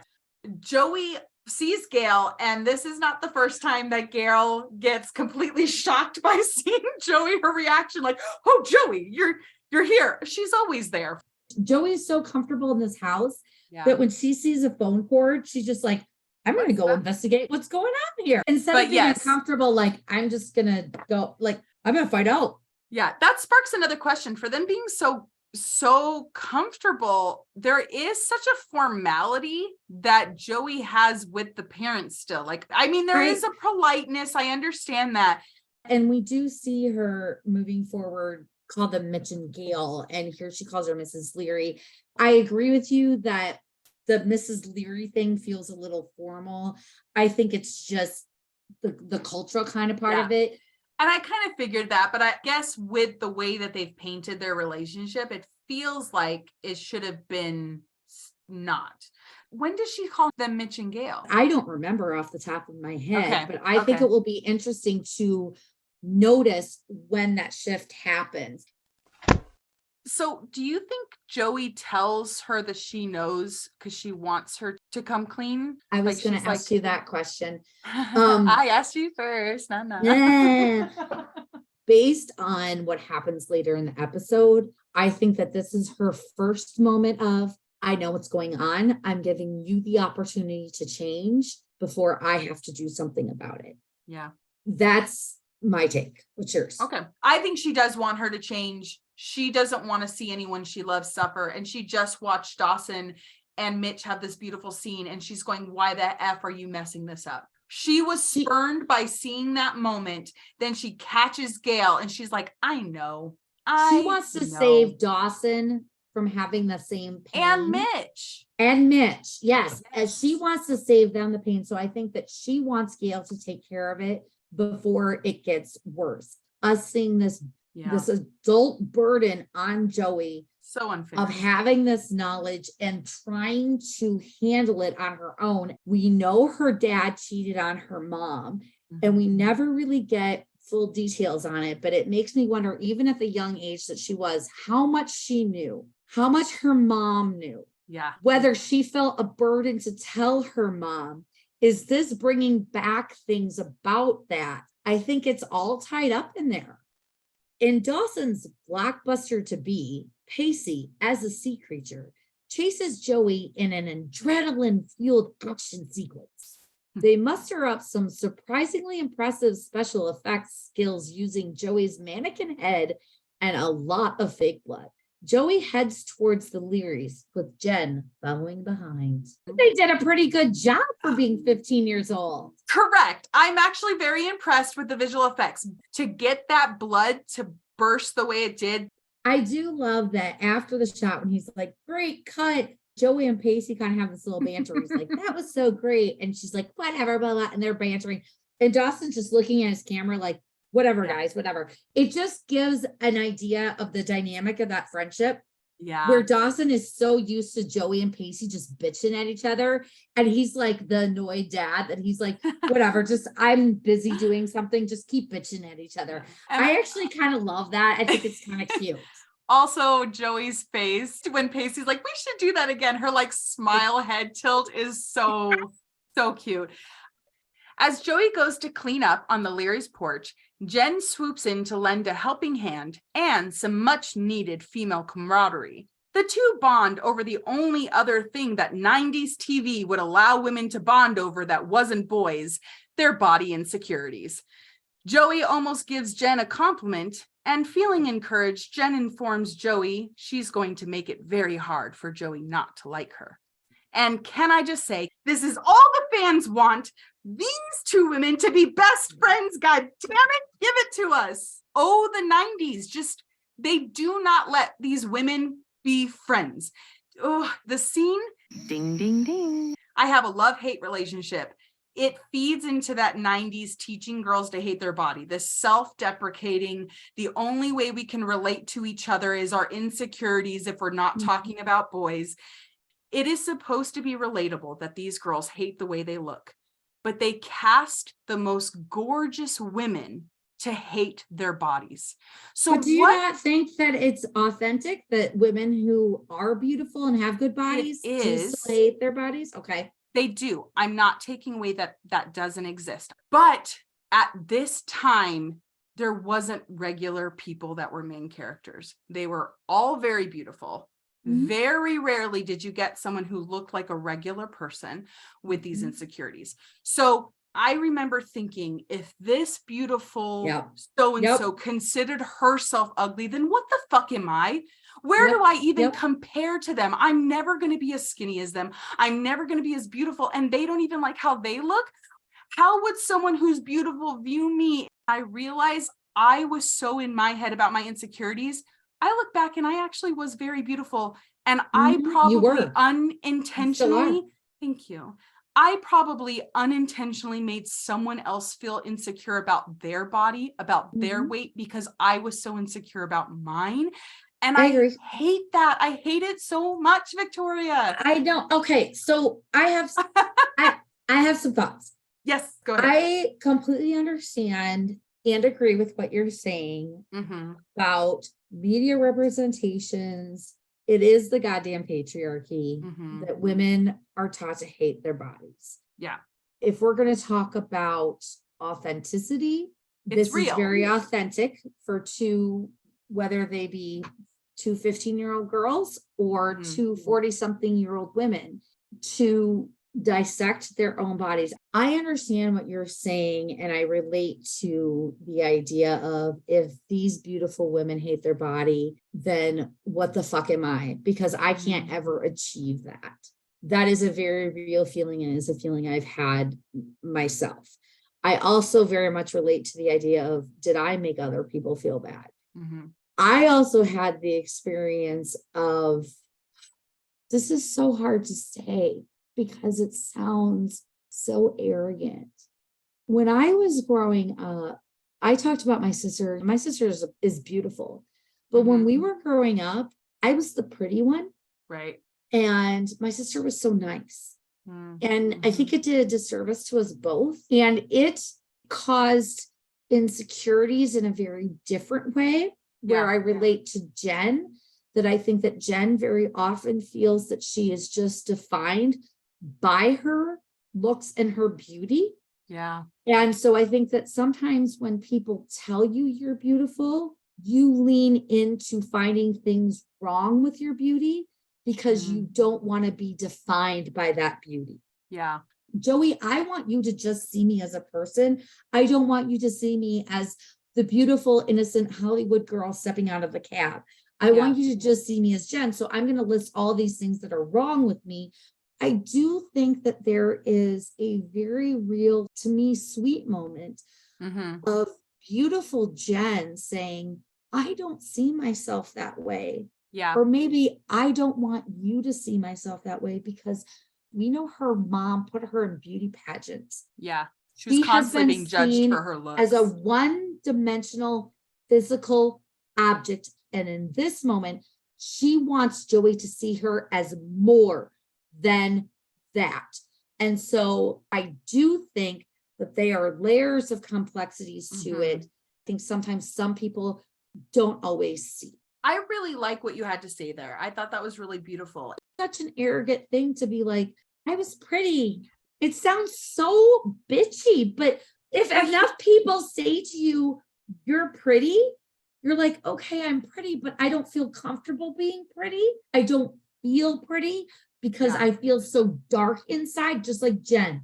I talked about that as a 15-year-old, I struggled with depression. So to have people call me beautiful when I felt so dark inside was painful. Women, when we grew up, were not allowed to be confident with their body. We were sold that the number one guy fantasy was that drop dead gorgeous girl didn't know she was gorgeous. And not just that, she was this effortless beauty with no makeup. We could name a million instances in pop culture where this happens. Joey Potter is a perfect definition of that. These beautiful women who don't know they're beautiful. And so when you had confidence in yourself, oh, no, that's arrogant. You have Jen who fits into this, like, everyone's telling her how beautiful she is. She's a sexual object. And the second we find out that she's not a virgin, she's now a slut, right? And she constantly loses out to Joey, who's beautiful without trying, who doesn't know she's beautiful, right? The guy always went for the girl that didn't know how amazing she was. And the woman who was told she was amazing and beautiful and perfect, the guys didn't want her, not really. They just wanted her in the temporary. They wanted her when they wanted to feel needed and sexual, not for the long run. All I have to say is that Jen and Joey both need this friendship so desperately. They need female friends. They need to share these perspectives. And you're right. Joey and Jen have these insecurities and they both think the other wouldn't. Women just need women. They need friends. They need confidants. Damn it. Yes. It's hard to find good women friends. Not because there aren't good women out there, but just because it's hard to make friends, which is why I am so thankful for our friendship. I know, I love it too. In the last part of this scene that I do want to point out is that as Jen's walking away, she says, I'm going to make it really hard for you not to like me. Yes. What that highlights is that she's aware that Joey doesn't like her. Yes. And it bothers her and she wants to change it. You Joey hasn't. She hasn't hidden it at all. It's not like hard to find, but I just really want to point that out because even though Joey doesn't like her, Jen is still fucking trying. Can I say, Jen, you won me over, Jen, with your wit and your charm. Okay, I'm here for it. The moment of truth has arrived in the yard as Pacey and Jen lock lips in a scripted kiss. But when Pacey takes his method acting a little too far, Jen and Joey laugh it off, while Dawson is not amused and promptly rewrites the scene to nix the kiss. Joey is actually surprised to hear Pacey has plans to go to the dance. Oh gosh, this kiss. Is this a ding, ding, ding problematic kiss? I think we have to talk about it. I may have an unpopular opinion. Obviously, Pacey goes much further than what the script calls for. Yeah. The question is, what is Jen's reaction, right? Jen laughs. We know that sometimes when people are in uncomfortable situations that they don't know how to handle, they laugh it off. And so we can read it as it is problematic and Jen is uncomfortable and she's just trying to laugh it off because she doesn't know what else to do. Yeah. The reason why I think Jen is actually on the same page as Pacey is because at the very end, when she's walking away and she's like, I gotta go, guys. She puts her hand on Pacey's chest as she's walking away and is like, see you later. If she was uncomfortable, I don't think she would have reached out for that touch to him. While he did go too far and he shouldn't have done that, I do think Jen was okay with it. I don't think she was pissed at him. I think they were both relieved it was cut. This is my justification, brain, is I really think Pacey did it. He knew he would get a rise out of Dawson and then they could get out of it and be done. I don't think he wanted to do it. I don't think Jen really wanted to do it.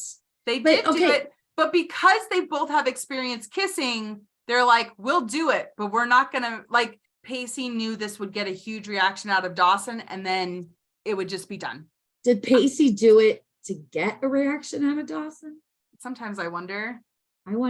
I think so. I kind of do, I especially. kind of do too. And I also think Pacey wanted to take control of a situation that he already felt he didn't have control in. Because Pacey reacts with humor in uncomfortable situations. So instead of trying to make it a real kiss like he did with Joey, he decided to just go all in and make it a joke.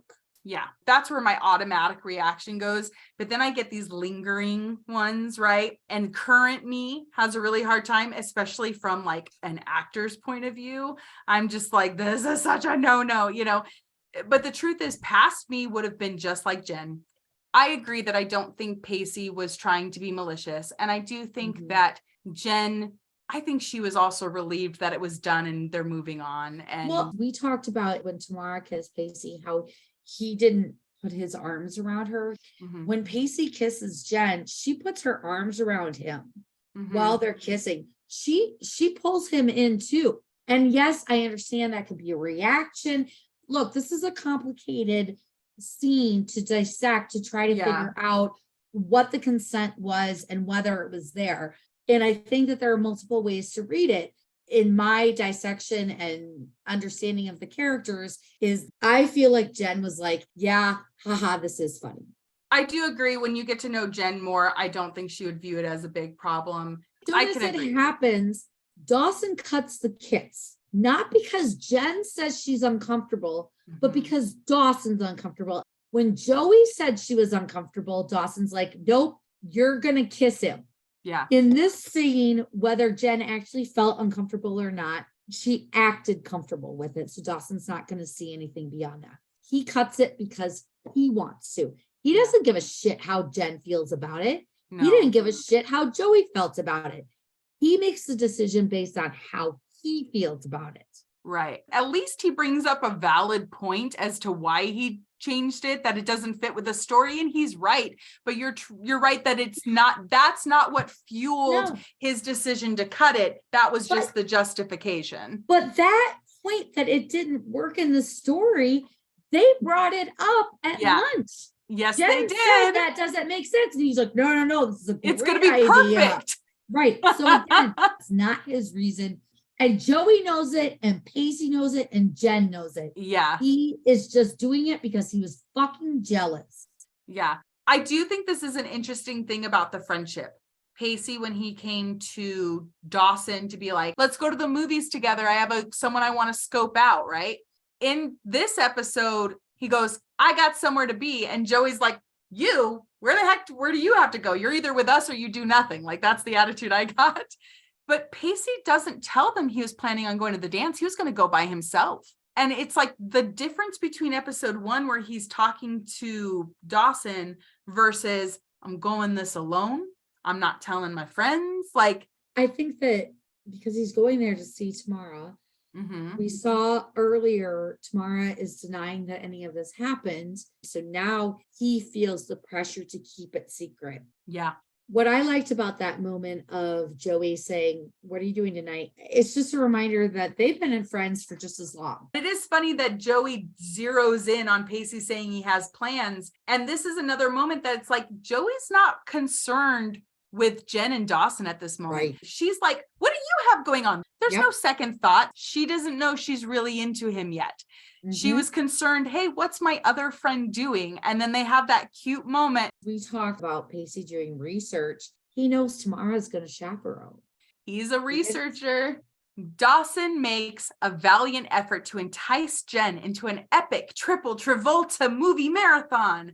But his dreams are dashed when Jen reveals that she's going to the dance with Cliff. Dawson's disappointment is palpable as he tries to hide his sadness. Jen tries to soften the blow by assuring him that it's not a date. Jen even suggests that he come along, promising him a dance. I do find it valid that a 15-year-old who has never dated before didn't even think of the need to ask Jen about Saturday night plans. The friends he grew up with are always free. I don't think he realized, like, he is not a cool kid.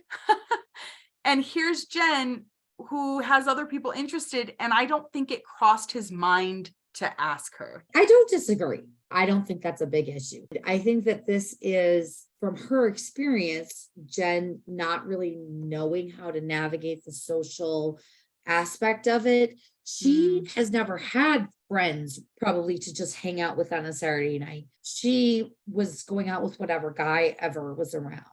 Also, Jen didn't go to dances when she was in New York. For once, Jen was being prioritized by a guy to say, I am going to take you to a dance in public. I'm not going to make out with you in a hidden closet. And so for Jen, I think she's like, wow, he is asking me, he's prioritizing me. And she grasps this as this innocent, true teenage experience. Now, where that goes, we'll discuss later. She even said, he's like, I think this would be a great way for you to meet friends. And he genuinely means it, because at the dance, they're surrounded by people. It's not just him and her off in a corner. And I'm proud of Dawson for keeping his cool in front of Jen, but then his face falls and we get to the next scene. Dawson unleashes his inner turmoil to Joey, wondering how Jen could possibly choose Cliff over him. Joey, always the voice of reason, suggests that perhaps it's because Cliff actually made a move and asked Jen out. One of my favorite moments. What did he do that I didn't? He asked her out. I know. This is a good friendship, Dawson, Joey vibe here. I agree. And even like, you're so dramatic. Like, You're so dramatic.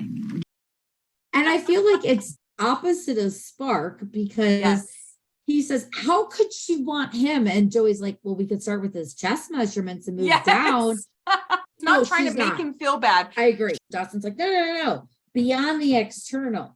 Dawson, what do you know about Jen beyond the external? They don't know each other. He thinks Jen is going out with Cliff just for these external things. Yeah. But the only thing he is looking at Jen for is the external. He is being a hypocrite.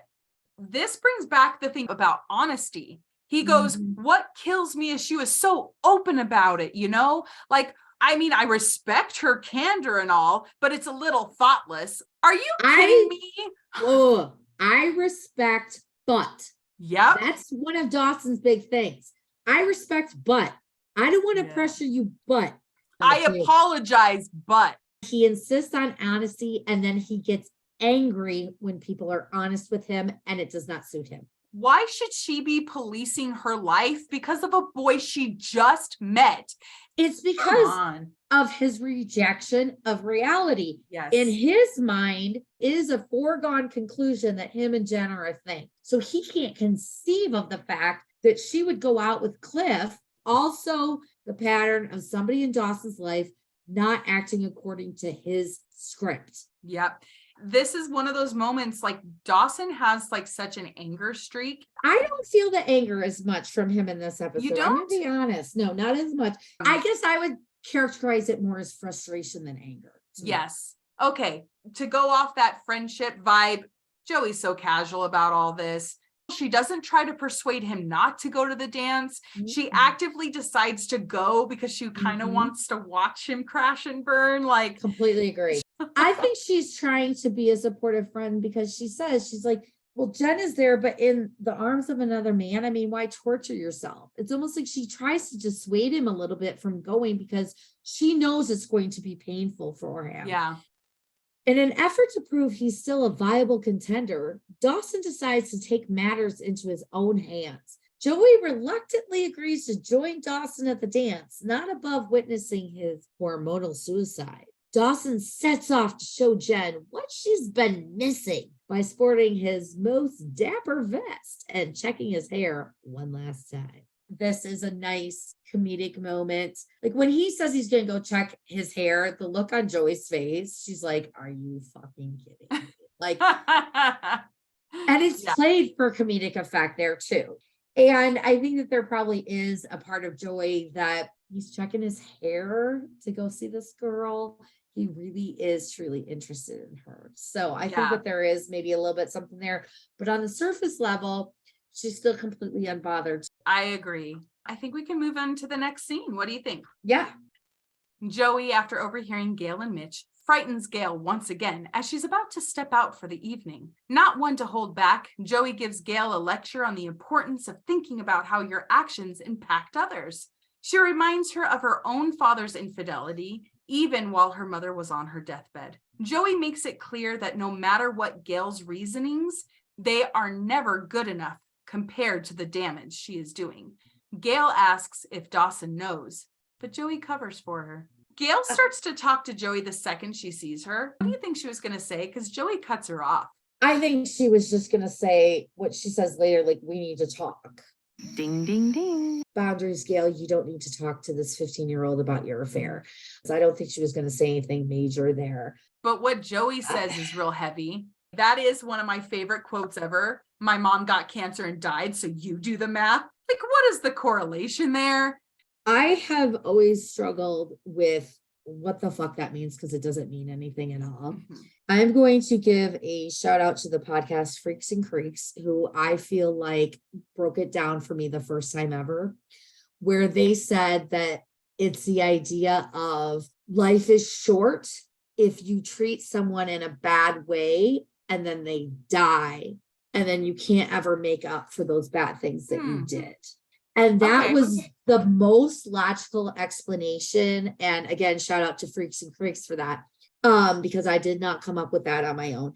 She said, my dad cheated on my mom for as long as I can remember. So it's clear that it was not just when Lily got sick. Right. Right. So there is no correlation there. Mm-hmm. I like what Freaks and Creeks said. When she tells Gail, your actions affect others, they bleed into the lives of those around you. Mm-hmm. Joey is talking about herself there as much as she is talking about Dawson and Mitch. This is her surrogate mother cheating on her surrogate father after she watched her real father cheat on her mother. She is trying to find a way to fix this perfect family that has become her family in so many ways that she doesn't want to see it fall apart. Mm-hmm. If we're going to go about all the people who are affected, like the effect on even Pacey, this affects so many people, and you see the repercussions because of this action for a long time.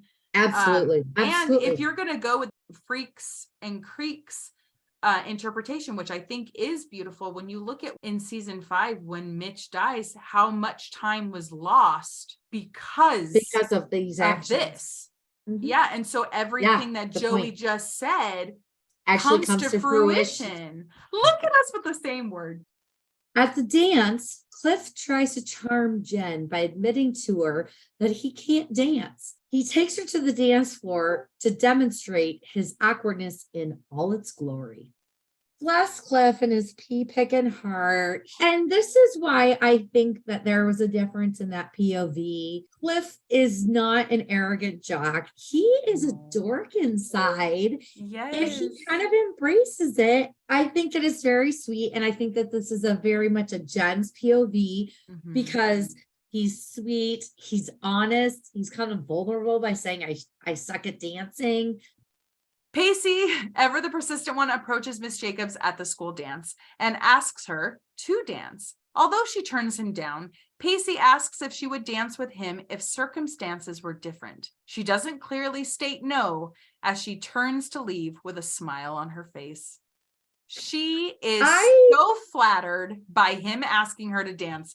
She does not turn him down. She doesn't answer him. First, she says, I'm the chaperone. I have to make the rounds. The second time when he says, of course, it's not a good idea, she just laughs and says, I have to go. Tamara not saying no. His definition of I'm a thesaurus of emotions, most of them are confused, perplexed. Like, he is so unsure about it all. He wants to know that she wants him, and he wants that validation.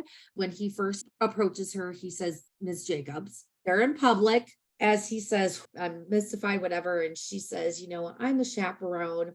And she's kind of giving him a smile. And then he says, would you like to dance tomorrow? So we have two instances here that they're in the same public place. And one time he calls her Ms. Jacobs because they just had that conversation where she was saying, this didn't happen. We can't talk. And he approaches her. She doesn't walk away. She doesn't say, I can't talk to you. So I think that he feels that's enough of an encouragement that then he pursues and says tomorrow. Before he says, would you like a dance tomorrow? She starts to walk, and then that grabs her attention and she turns back. Oh, yeah. This question of, Of course, it's not a good idea, but would you if things were different? I think that if he just heard, yes, Pacey, if things were different, I would. Even if it meant that he didn't get the kiss, he didn't get the dance, he didn't get the sex. Having that validation of just her words, I think would mean a lot to him. Yeah. Dawson enters the dance and lays eyes on Jen and Cliff twirling away on the dance floor. Dawson convinces Joey to dance with him in an effort to get closer to Jen. As Dawson and Joey hit the dance floor, the music switches to a slow song. Dawson tries to maneuver them closer to Jen, but the newfound proximity with each other has led Dawson and Joey to having a moment. There's something about this spark that I feel is very telling of their relationship. As they come in, I think Joey's is seemingly genuinely entertained, first of all, by agree. what's happening. Here's that friendship moment. Joey doesn't even want to go dance with him. He's like, just get up here and move your ass, right? Agreed. And then when it switches And to he that, convinces her again to do something she doesn't want to do. she doesn't want to do. They're on the dance floor. They have almost like their first uh-oh moment of like, oh my gosh, this close proximity. I'm not used to this. Think of it all. You're at a dance. You're dancing with a boy that all of a sudden you've thought in certain ways that you haven't before. And this is probably her first dance. Yes, because they don't The do boy. functions like this. So it might be just the feeling of dancing with a boy. It might not even be Dawson. Right. But that moment's really quick because Dawson quickly starts looking for Jen. I like that they both have this little moment. And as Dawson goes to focusing on Jen, he's moving Joey along without paying any notice to her. And then all of a sudden, through those movements, she's right back in his face. And he's like, oh, you're kind of good with all this. And they're up close and personal. It's as if from nowhere, she pulls his attention and they all of a sudden are caught in this moment and they both have a little spark and then it's broken. This is a sweet, innocent moment of going through puberty and adolescence that Joey is finally getting to experience. And the true innocence and beauty of it is pulled away from her because the person she's experiencing it with is looking around for Jen. The moment is not fully hers. Dawson and Joey are interrupted as Jen and Cliff sidle up next to them. The group exchanges some polite small talk before Dawson and Joey gracefully glide away from the scene. On the other side of the dance floor, Pacey is playing a game of cat and mouse with Tamara, trying to catch her eye, but she avoids him.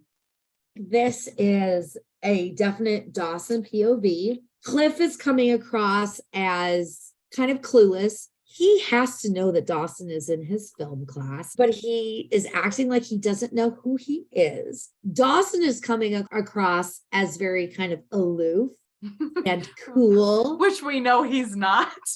You're seeing Cliff as a little bit of a douche and Dawson as cooler than he is. And then whisking Joey away again. Dawson chases after Jen when he sees her exit the dance floor. In the hallway, she asks him to save her a dance, but Dawson's quick to throw Cliff's date status back in her face. A frustrated Jen retreats to the girls' bathroom with Dawson hot on her heels, only to run right back out again to the tune of screaming teenage girls.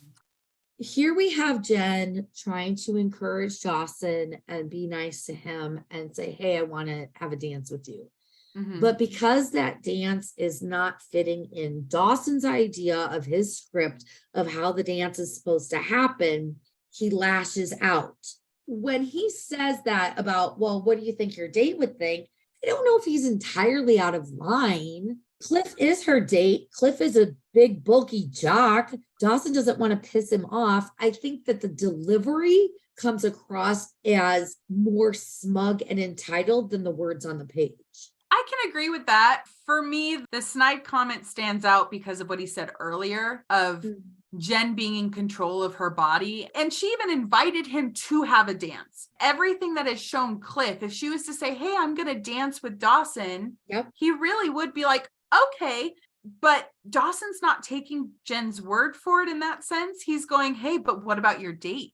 And it's like, no, she's in control of herself, her choices, her action, her bodies, who she dances with, who she doesn't. I agree. I think that this is Dawson's point of view because he is framing it as Cliff's choice, not Jen's. Yes. Dawson's staring game is strong as he and Joey watch Jen chat with Cliff and his friends. Joey's perplexed as to how Dawson can be so head over heels for Jen after such a short period of time. Dawson, struggling to put his feelings into words, confesses that he feels a deep connection to Jen, much like the one he feels for Joey, but it's different because it's Jen. Joey doesn't take this news so well and leaves Dawson to fend for himself. When she's saying, you've known this girl for 2 seconds, which is true, he's trying to explain to her, he's saying, she challenges me. Where have we seen any of that? Their interactions have been so limited. Dawson, you're just seeing the external. I think that this is hormonal, and I think he wants to see those things in Jen, but he has not had time to get to know her in that way. And of course, it's very hurtful to Joey. And it doesn't matter if she has a crush or if she knows she has a crush or not, but as a friend, that hurts. And this is the moment that it's like Joey as a friend goes, oh shit, I'm being replaced. Not only is Jen Joey, but she's more than Joey. And that is her fear. She's so afraid that Dawson's going to see Jen as better than her and replace her. And then he straight out says it. I feel like here it is a friendship part, because she goes into talking about comparing him to the sea creature in his movie, which, breaking it down, using it as an allegory for puberty and how it affects things. He has become consumed with his hormones, and he is doing this Jekyll and Hyde thing, and she doesn't know how to deal with that, and she just wants him to be the Dawson she's always known and not this hormonal person. And we know that she's starting to feel feelings that she wasn't anticipating either. The line that gets me every time is when she's leaving and she goes, I'm already dead, remember? We talked about him casting, right? And he's killed off Joey's character, and she's so afraid of being replaced, but she's like, I am already dead to you. And in that moment, I don't think it's romantic. I think that this is still about the friendship here. I think so too. Left to his own devices, Dawson's inner screenwriter declares it's time for a rewrite as he heads towards Jen and Cliff's slow dancing. Dawson tries to cut in, boldly declaring that he and Jen have something special going on. Both Jen and Cliff are bewildered by Dawson's actions, and before you know it, Dawson and Cliff are bickering like two toddlers over who gets to play with the shiny new toy. Jen ends the drama like a boss and declares she'll be the one to leave. Dawson does not treat her like a human being in this scene at all. No. Point of view. Oh. It's not Cliff's point of view. We know that. No. Do you think this is Dawson or Jen? I don't know that I landed on who I thought this was. I could see how it could be from Jen's perspective and her feeling like she's not being respected and her taking action to leave. That is how I can see it from Jen. But I can also see it from Dawson's point of view, especially with that rewrite. I'm changing the storyline. Feel like it really could go either way. Let me hear your point of view. The it's time for a rewrite thing, I feel like doesn't fit in with the rest of my theory, so I'm going to pretend like he doesn't. Okay. I think it's Jen, because if it were Dawson, he wouldn't come across as such a fucking douche. Okay, I can give you that. It's such a rejection of reality. I don't think Dawson would see himself that way. He would cast himself as the hero. As the hero. Whereas I think Jen is seeing it as like, you are way too much. I have no idea what you're fucking talking about. You're barging into this date. And I have to say, poor Cliff. Like, I know he gets into it with Dawson, but I kind of feel like Cliff doesn't really do anything wrong. I agree, because especially you have Dawson speaking about Jen, in front of Jen, for Jen. He's literally calls her the object of his desire. He does not ask what she wants. And Cliff does go do you want to dance with this guy? Yeah. Like, what do you want to do? But then Dawson keeps pushing it. And if it is Jen's perspective, she's like, I don't want drama. I don't want to be caught with someone fighting over me. I don't, especially because they don't know me. They only know this superficial version of me. And they're fighting over a version that doesn't even exist to her. Yes. He could have danced with her when she offered it, but he has to interrupt and be, I'm this dashing gentleman who's like, excuse me. Dramatic. This is so dramatic. You're so dramatic. Dawson, Joey, and Pacey are walking down the street as Dawson laments about his terrible evening. He even manages to sprinkle a little blame on Joey. As the topic of conversation turns to Pacey's mystery woman, he admits that even he can't solve this particular mystery. I desperately want the scene of the three of them meeting up after this dance. I could imagine Joey saying this to Pacey. Did the woman of your dreams give you the time of day? And him responding, not so much. No. What about you? To Dawson. And then Dawson going, this could be the single most embarrassing night of my life. I love that. The first thing I wrote was Dawson fucking dramatic. You're so dramatic. The next thing I wrote was fucking blames Joey. And she was like, I knew it. Somehow this was going to be my fucking fault. Yes. What the fuck, Dawson? But not only that, but first Dawson blames Joey, but then Joey tries to push the blame off onto Pacey going, well, at least I didn't ditch you. Bitch, you guys didn't even go together. You didn't interact once at the dance and you're saying he ditched you? Come on. They went as an afterthought and he had planned to go. But this is what I'm saying about the friendship and the power dynamic. It's Dawson who pushes onto Joey, who pushes onto Pacey. Then I will give Dawson the fact that he's like, hey, what about your mystery woman? Like he actually he doesn't questions him.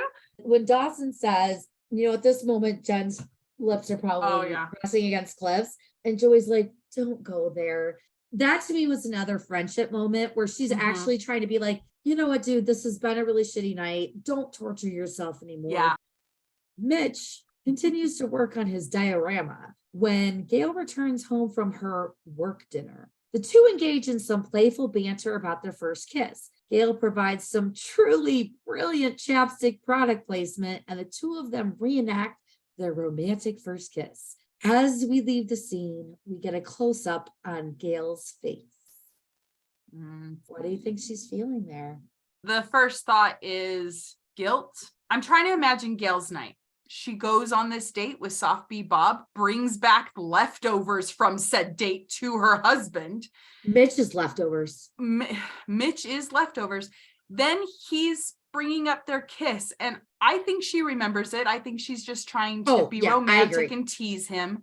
She definitely But then remembers. they kiss. And I think the memory of talking about their first kiss, along with all of the thoughts and things that have happened in the day, she doesn't know what to do at this point. I think she's like, what the fuck do I do now? She had told Mitch that she was going to be home late, and it's clear that she came home earlier than expected. I think that when she left after she had the conversation with Joey, her intention was, I'm ending it. I think she came home early.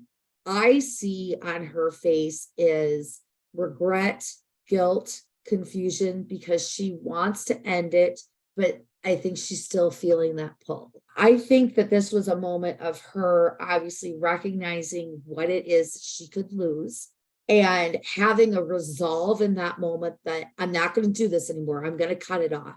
I think Joey's speech was really good for Gail to hear, because I don't think Gail realized what she could lose. She feels very secure in her relationship with Mitch in one way. She has this family. I think she thought she could keep it separate, and she really just followed that instinct without thinking. And you can justify so many things when no one knows. But the second it becomes a reality, that is a lot to take in, because I am sure for a long time she avoided those thoughts. She can't avoid it anymore.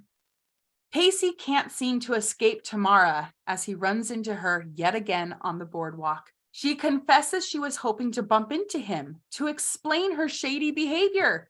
She apologizes for her misdeeds, reminding Pacey that they could have landed her in a courtroom but also tells him that it was more than just a kiss. Ding, ding, ding.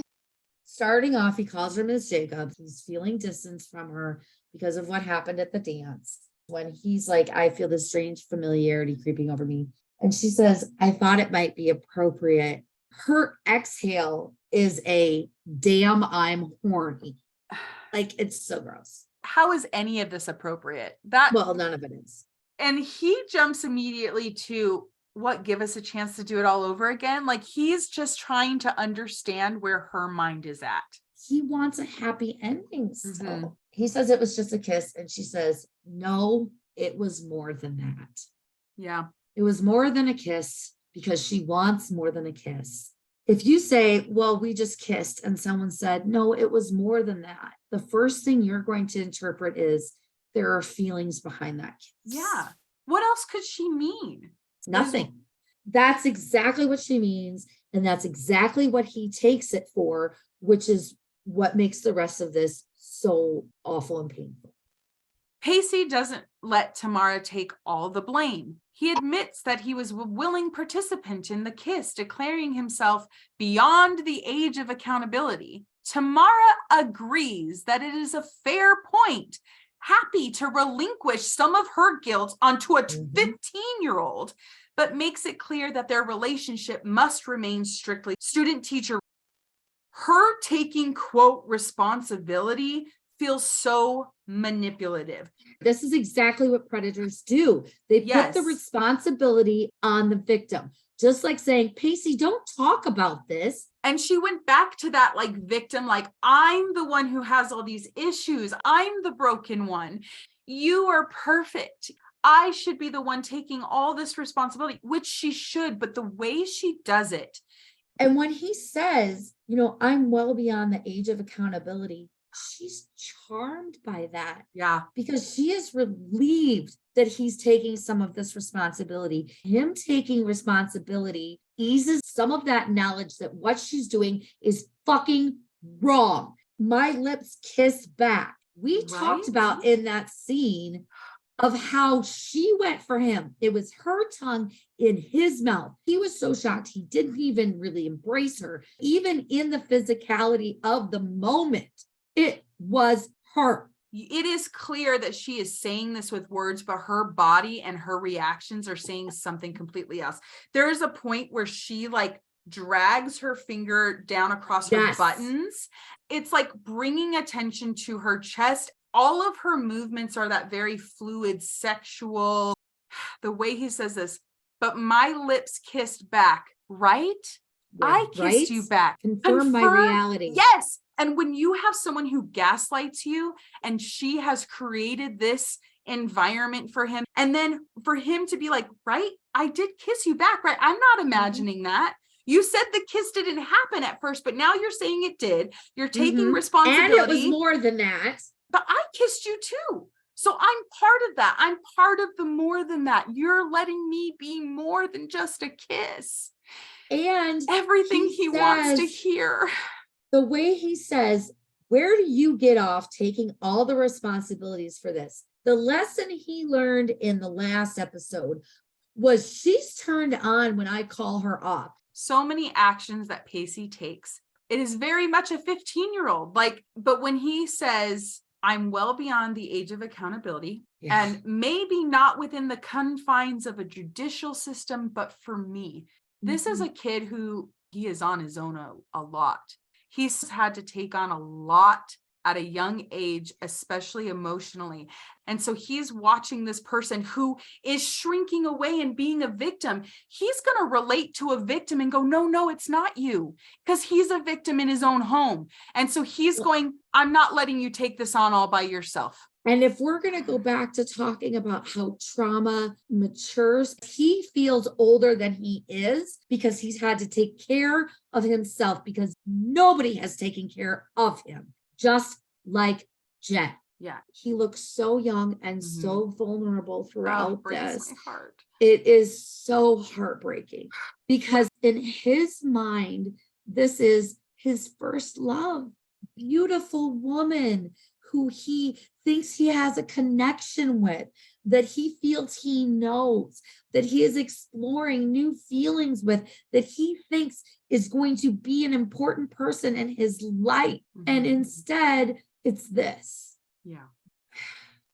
Pacey, confused and conflicted, reaches out to stop Tamara from leaving. Tamara, forgetting everything she just said, lunges into Pacey's arms without pulling away this time. You know, it has to be this way for all the obvious and not so obvious reasons. It was more than a kiss. It's more than the obvious reasons. It's the not so obvious reasons that I'm going to develop feelings for you and something more is going to happen. Yeah. And this is when Pacey goes, if I were to object, this is so unfair. I'm not good with girls. This is when Tamara goes to reach for his face. And Pacey's face, when she tries to reach out to him, he smiles like he wanted this connection. Aching. It was yes. And then she stops it and he goes, and I finally met someone. Like she just validated that he's not good with girls, but he was good with her, that she was about to care for him. He's like, this is my one shot. And her saying that will change in a 15-year-old's mind with the things that Pacey has felt and seen. He has no faith that will change. No one has given me a chance my whole life. And here's this beautiful woman who is smart and educated, and she could have anyone she wanted, but she sees value in me, a person who's never had any luck with that. He feels seen. He feels like this is the first person seeing the real him. As she's starting to walk away, she can't tear her eyes from him. And that's when he reaches out for her arm. Yeah. She does not pull away. He touches her and she stops. He goes for him. His body stays in the same position. And she lunges in. She lunges at him. But this time they're both in it. He has every opportunity to now wrap her in his arms. And this is why things like this are very frustrating. I'm very empathetic. And so when you have these scenes that are so problematic, but they're written to be so romantic, and you have Joshua Jackson playing so vulnerable and so sweet, and even her, she's longing for him. It is a conflicting feeling to go. The show sells it. What we were just saying about the heartbreak and the show selling it, how adorable it was when he was crushing on her because he looked so cute and sweet. And we wish it was with someone else because it's also so horrific. Or we see it again right here where he is so vulnerable and so sweet. And we want him to get his happy moment, but we don't because it's problematic. It's so problematic. Disgusting. While walking home with Joey, Dawson bemoans the fact that his chances with Jen are officially kaput. While Joey reminds him that they were never really alive in the first place. At that moment, they spot Jen standing on the pier like a beacon of unrequited love, buying a single piece of saltwater taffy. Joey gives Dawson permission to ditch her and tells him she hopes he finally gets his long-awaited kiss. When he talks about being the monster from the movie, and there's no in between, I'm high, I'm low, I'm up or down. Yes, Dawson, it's called puberty. This is what Joey was trying to tell you. Shit's getting fucked up. You don't even know who you are anymore. And this is the moment where Dawson is really starting to realize that he's not in control of his emotions and his feelings and of himself the way he thought he was and the way he wants to be. Yeah. I really actually love this moment of Dawson and Joey, and like this joking back and forth feels like friendship. And so when they spot Jen, I don't feel like she is hurt at all that he wants to go talk to her. I think she knows he needs to fix the mess he's made. And throughout the episode, we've seen her give plenty of unsolicited advice. But when he says, "What should I do?" she says, "It's your call. You do what you want to do, and I'm going to support you." Yeah. And so I agree. At this moment, anyway, we're still in full-on friendship. Dawson, still reeling from his rocky night at the dance, musters up the courage to approach Jen on the pier. However, his attempts at reconciliation hit a snag when Jen tells him she's really angry at him. Dawson apologizes for his behavior, explaining that he acted out of fear of being friend-zoned. Dawson declares that he wants to be Jen's boy adventure, not just her platonic pal. Holy crap, I forgot how frustrating this scene is. Here we have Dawson blazing the trail of quote unquote nice guys everywhere who demand to not be friend zoned. Yup. She doesn't even turn around. Nope. She feels him. And the first words out of her mouth are, I'm beginning to feel like your TV set. Mm-hmm. External object of desire. Mm-hmm. She feels it. She knows. He is scripting his own reality. She just witnessed him trying to take control of a situation where she welcomed him into. But because it wasn't the way he wanted, he had to try to rewrite it to fit his narrative, not giving a shit about how she felt. She says, what do you want from me? And he says, I want to know what's going on between us. I'm going to give Dawson some space here. I think at this moment, he's like, I have completely misread the situation. He just told Joey how embarrassed he is about everything that's happened. Mm-hmm. So he's saying, I want to know what's going on. So Look I at want you to know. giving Dawson space. Look at you. I can be a Dawson apologist at times. Does not make me popular. At this moment, Dawson is being straight up honest. And we've talked about how Dawson's honesty is not always a good thing. But this is his true feeling. I like you. I want you to like me. And I felt like I was being put in a position where you didn't like me. And so I'm looking for clarification on your feelings. Now, is that a completely fair statement? Probably not. But again, this is Dawson and his honesty. And so I'm going to give him a little bit of space for at least being upfront with that. And this is a vulnerable moment. This is a hard thing to say to someone.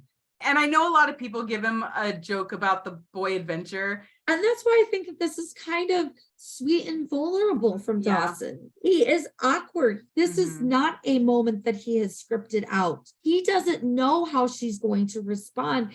Yeah. And you see it in how he fumbles with his words. When she says, can't you be both? She doesn't know what she wants. She has been through so much in such a short amount of time. She has just moved here. She hasn't had a chance to even get to know Dawson, to know what she wants with him at this point. Not really. Jen has never been with someone who was her friend and also physically romantic with her. And so she's saying, can't you be both? I like you. And maybe I could like you and we could go into a physical relationship.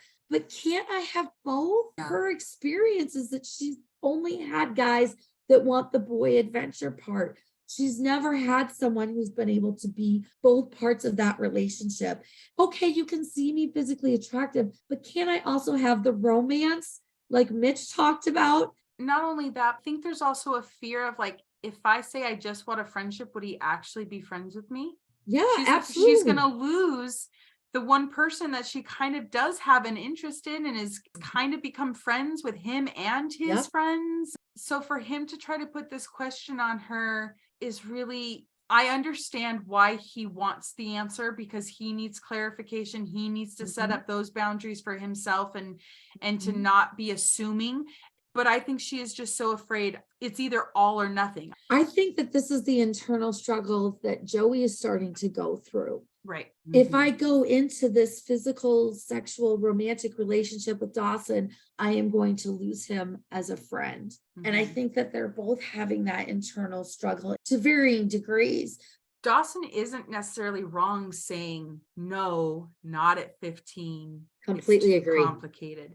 That is a really complicated age. I think when you're an adult, you learn how to balance friendships versus romantic versus ones that are both. But him crushing on a girl, this is a very new experience. He's like, I don't think I can do both. And it's good that he's clear about that. But it does put a lot of pressure into her in this moment. he's confused. He Mhm. doesn't know what's going on. He doesn't know how to act around her because he doesn't know for sure how she feels. So I kind of understand of him being like, look, I need to understand how you feel. If you're not into me, I need to know so I know how to move forward and I know how to act appropriately. So while that does put that pressure on Jen, I do kind of get it. Being forced into an immediate decision, Jen shares she is interested in Dawson. When he requests a kiss, she tries to explain her past in New York and that she's not ready to take that kind of step with him yet. Instead, she asks him to dance on the pier. As the camera pulls back, we see Joey watching them, looking forlorn. She says, so I'm interested. She says it slowly. She's Mhm. being honest, but still holding a boundary there because she does not give him the kiss. She's not going all in. Right. She says, so I'm interested in what? An adventure. What do I have to do? Yeah. Those words? Because I think she's never been in this situation. I think Uh-huh. she is literally saying, I don't know how to do this. Yeah. I'm interested in you. I've never had a guy ask me if I'm interested. This is all a very new experience to her. I think she literally does not know what to do. I think she is honestly asking, how do I proceed in this situation? Okay. Yeah. The fact that he first goes straight to, you could kiss me. Of all So- the things after this whole night, he knows she's interested, but she even was hesitant. She was going back. You could tell she really had to think about it. Why I go right think- to that? Because God, I'm fucking apologizing for Dawson a lot tonight. I think because to him, that is the next natural step. If they're going to move forward into this boy adventure situation, then that means they are going into a realm where, say, he and Joey are not, because Joey's just like Jen. So how does he take what he has with Joey, but make it more to add that physical sexual connection? Yeah. And I don't think it's really sexual to him. I do think it's about confirming this romantic feeling because he heard his dad talk about the kiss is about romance. That's what Mitch stressed. So I think Dawson is thinking of it as, well, in order for us to move forward in our romance, the next logical step is a kiss. Yeah. Now, Which I is- think that kind of sucks for Jen because she has It does. been physically objectified. And so she feels like, oh, so the only way I can move forward is to get physical with you. In this scene, I don't think that's what he's meaning. Yeah, I see your point. I think it just really sucks because it feels like Dawson should know the natural progression, that it would be like, let's go on a date. But he thinks they already went on a date. Yeah, his perspective is very different than hers for sure. When she talks about, I feel like for the first time in a long time, I'm walking at a steady pace. I'm afraid if I kiss you, I'm going to stumble. I think that this is the difference between Dawson and Cliff. I think that that's why Cliff felt safe for her because she didn't have that attraction to him, whereas she does feel an attraction to Dawson. And so she is afraid that going down this road is going to make her crumble because she is afraid of giving into that physical part of her. I think that is part of her trying to define this new reality for herself. She's not going to go down that road, and she is afraid that she's not going to be able to stop at a kiss because she's never known how to do that before. She doesn't trust herself to do it. Yeah. I think she's afraid of it. Yeah. Another thing too is, especially when you're a victim of sexual trauma, there's a lot of this feeling of worth connected to sexuality. Yeah. And there's this spiral effect of not even a pressure from an outside person, but yourself. I am sure she's tried setting up boundaries before, but they've always came crashing down. I'm just going to say 100%. I think to bring it back to Jen and Dawson, Yep. I do find it interesting that it is Jen who again asks him to dance. She's the one who's like, this is what I need. I've been wanting to dance with you all night. And again, a very innocent, sweet thing. She is looking for that innocent teenage experience. I do like that when she doesn't want to kiss him, he does not push her. Yeah. Yeah. He accepts it. He takes the dance and just says, okay, yep, romance, and we'll wait. So I'll give that to him. He does not push her at that moment. And we've got Jan Arden and we've got Joey. this is, I think, the last, I don't even know if I want to call it a spark, but a little bit. I think she sees Dawson and Jen dancing, and she looked at her moment of dancing with Dawson and feels that difference of the attention and that connection. And I don't even know that it's jealousy. I think the word forlorn is good, but I think there's this moment of like, I want that. I agree. I wonder too, if in this moment, if she can separate, does she want that or does she want it with Dawson? Maybe it's not even that she wants it with Dawson. I don't know. But I can definitely see a situation where it's just, I want that. I want to be dancing with someone. Yeah. Especially the only people that she is friends with is Pacey and Dawson. To see everyone else already moving past that, Feeling left behind, I think. It's a lonely feeling for sure. So we pull out and that was it. You Don't Know Me by Jan Arden fades into the background. And now we're just sad. Okay. We are. Oh, us and our little empathetic hearts. We cannot talk about something sad without getting sad or getting angry when we're talking about something angry. So listeners, you are just going to be on a roller coaster of emotions with us. So true. So true. We can't help it. We just are very passionate when we talk. We just have a lot of feelings. We have a lot of feelings.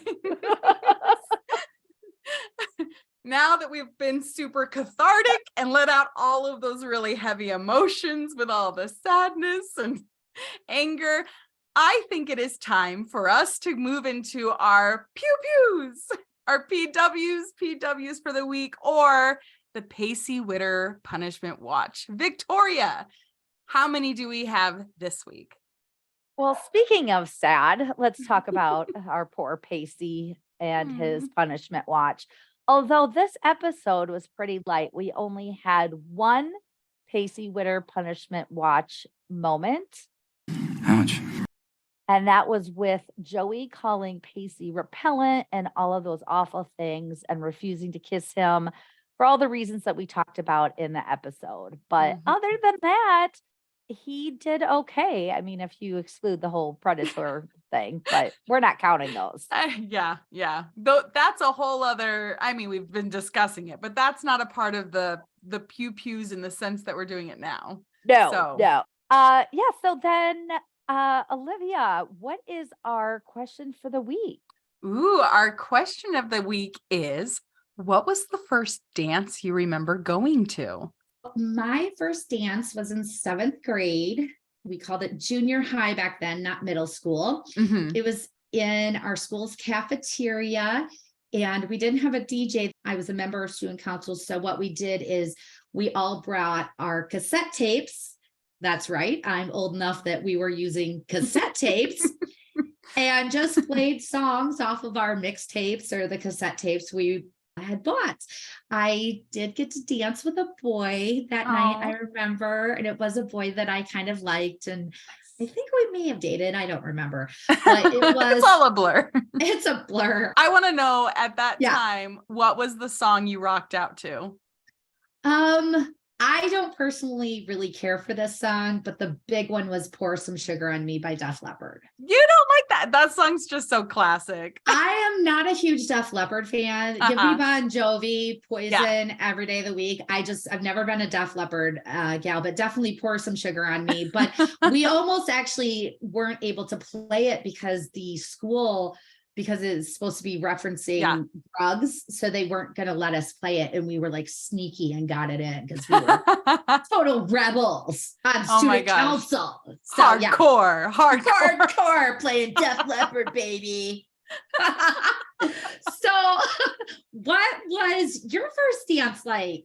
My first dance was also in 7th grade. I went to a K-8 school, actually. It was also in a cafeteria, really sweaty. And what I remember most is I had a boy that I had kind of like a crush on from like 4th grade until he moved out like 8th grade year. Aww. And I never did anything about it, first of all. Let me be clear. I think one time we tried hooking up our best friends with each other, and I got to like talk with him over the phone, and that was really special. And I was like, oh my gosh. I had a friend who also had a crush on him, And Ooh. being the person that I am, I truly spent the entire dance trying to get him to ask her to dance because her birthday was coming up and I was trying to be nice. Because That sounds very you. That sounds it very is. you. I usually am like, your feelings are more important than mine. Here you I go. don't have feelings. Just let's worry about you. It's fine. Anyways. So, but he totally pulled a Pacey Witter the entire time. He was just like, I don't dance. I don't even like dancing. And I'd ask him like, come on, just one dance with her. And he'd be like, I'm dancing in my mind.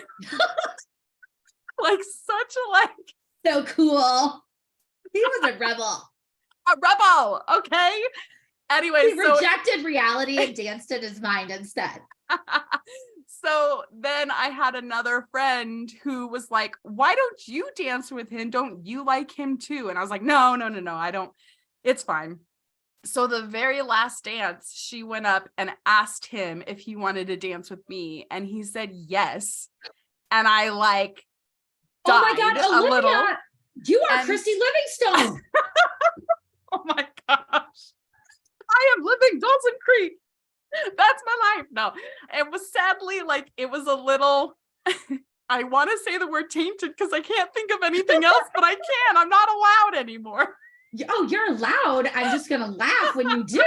Please say it as much as you want. We're just all going to have a laugh about it. My memory has been a little altered because I remember dancing with him and feeling guilty about it. And then I saw the girl walk by and just dagger eyes, just like, oh my God. And I was like, awkward. I know. And then the next night for her birthday, I was at a slumber party and it was real awkward even more. So the yay, teenage. junior high.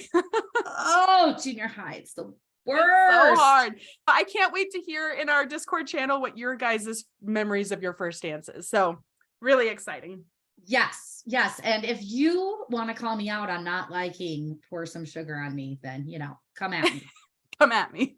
Come on, Come bro. at me. I'm ready. Okay. All right. Our next thing, you guys, I was so excited for Fan Fiction Corner, and apparently so are you. This is amazing. The response we have gotten from the fan fiction recommendation has been incredible. And it just goes to show that there is such a community who loves fan fiction, who values it, and just amazing response. I'm so excited about it. Yes. So I think we should do our next recommendation. Are we ready? Olivia, would you please give our listeners your fanfic recommendation of the week? Why, my fanfic recommendation of the week is Just a Kiss by The Girl with Freckles. Oh, adorable I know. name. I really love that name, especially because I cute. am a girl with freckles. So Yeah, shout out, love your name, whoever you are. All right, so this fanfic starts in episode 2, where we are right now, and it is an alternate universe. You are a fan of the AUs, right? I am a fan of the AUs. I like ones that are kind of completely twist the world upside down. Sometimes the history, I think, bogs down these characters from reaching their full potential. So when they get a fresh start, I'm all for it. Yeah. The rating for this one is actually mature, which is equivalent to an R rating, roughly. Would you say it is NSFW? It is a little non-safe for work. Did I say not safe for work? Words. We all knew what you meant. Knew what I was saying. The listeners are getting used to the Olivianisms. Yeah, already. the fact that I just stumble over every word I say. Who knows? Mix it's it not up. Every word. It's like every other. Well, good. 50-50. And we love you for it. Yay. So also keep in mind that these ratings are made by the authors themselves. So some lean towards being more safe with their ratings. Some are a little bit more liberal. Some don't rate at all. So just keep that in mind as you're exploring fan fiction and set up what your own personal boundaries are when it comes to that. And just so you know, this is also a one-shot. It is shorter than our last one. It's only 8,817 words, and it is also located on Archive of Our Own. You'll be able to locate this link through our link tree. We will update each week the pick of the week, and it will go onto one of my charts that you guys will be able to look at and use, and click the link to go straight to the website. The summary for this is very short, but very sweet. Joey is adamant that she doesn't want to kiss Pacey for Dawson's film. But why is she so against it? It's just a kiss, right? It's never just a kiss. It's never just a kiss. To quote Queen Gertrude from Hamlet, the lady doth protest too much, methinks. Way too much. Way too much. This writer does a really great job at bringing out all those little things you love as a Dawson's Creek fanfic reader. It's the little details that make you smile. It's the little looks, the little exchanges, the banter.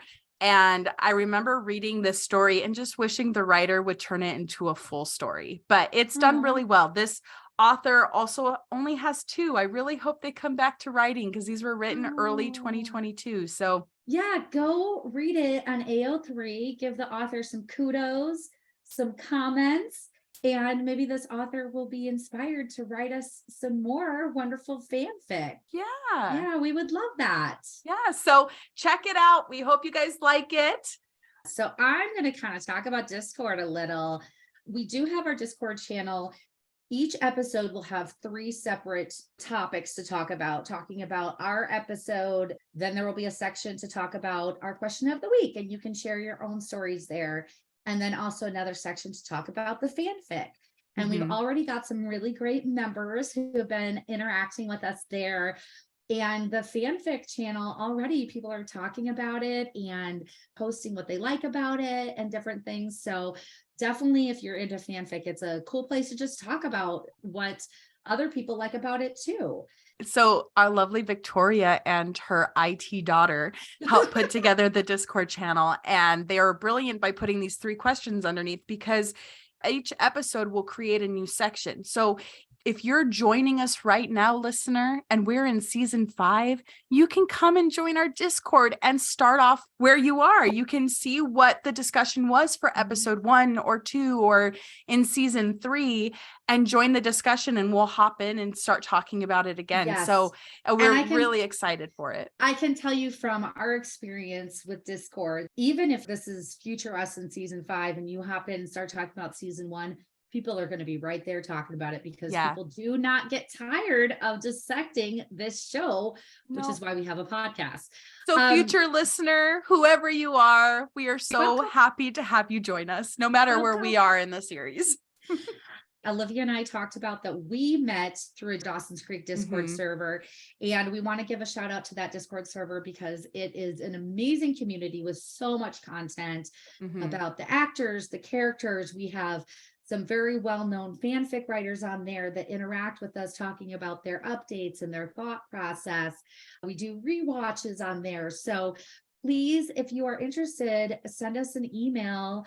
Our email is in our link tree. I remember everythingpod@gmail.com, and we'll send you an invite. It is a super supportive, amazing community, and we want to give a shout out to it, not only because it's a really cool place to be, but obviously has a very special place in our hearts, because if it were not for that server, Olivia and I never would have met, and we would not be doing this podcast. So, and I can't even imagine that happening now. I can't either. We're only on episode 2. We have 6 seasons to go. I know. And I just will we still love each other in 6 seasons? I really hope so. I think we will.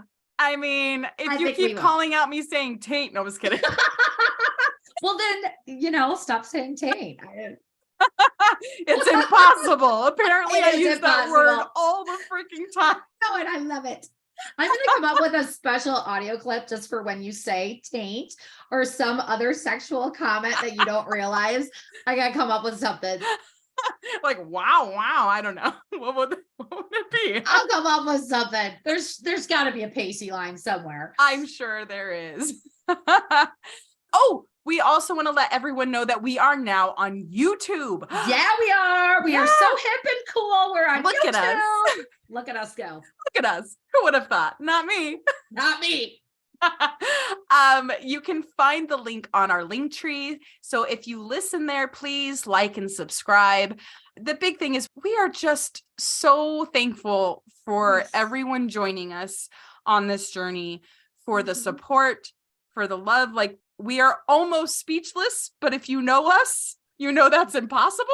We are never speechless. But we're pretty darn close, which is impressive, guys. If it were possible for us to be speechless, we would be. So if you guys would love to leave us a review, like a glowing review, wherever it is that you get your podcast, it can help other people find this podcast. And we really want to encourage people to fight over us like a shiny new toy. We want to feel like Jen, but in a good way. So please leave a review. Because we spent a lot of time talking about how she kind of hated it. Well, we want to not be objectified, but be objectified. Is that a thing? Well, we've already talked about that we're hypocrites sometimes, so we're just going to go with it. True. We are hypocrites. So please follow us on social media for more Dawson's Creek content. Check out our link tree for all the social media and more in the episode description. We also have a link to our Discord channel that we mentioned earlier. And yeah, that's kind of it for this week. So I just want to say thanks again. And until next time. Until next time, I love you, darling. I love you too. Mwah. Mwah. Bye. Bye.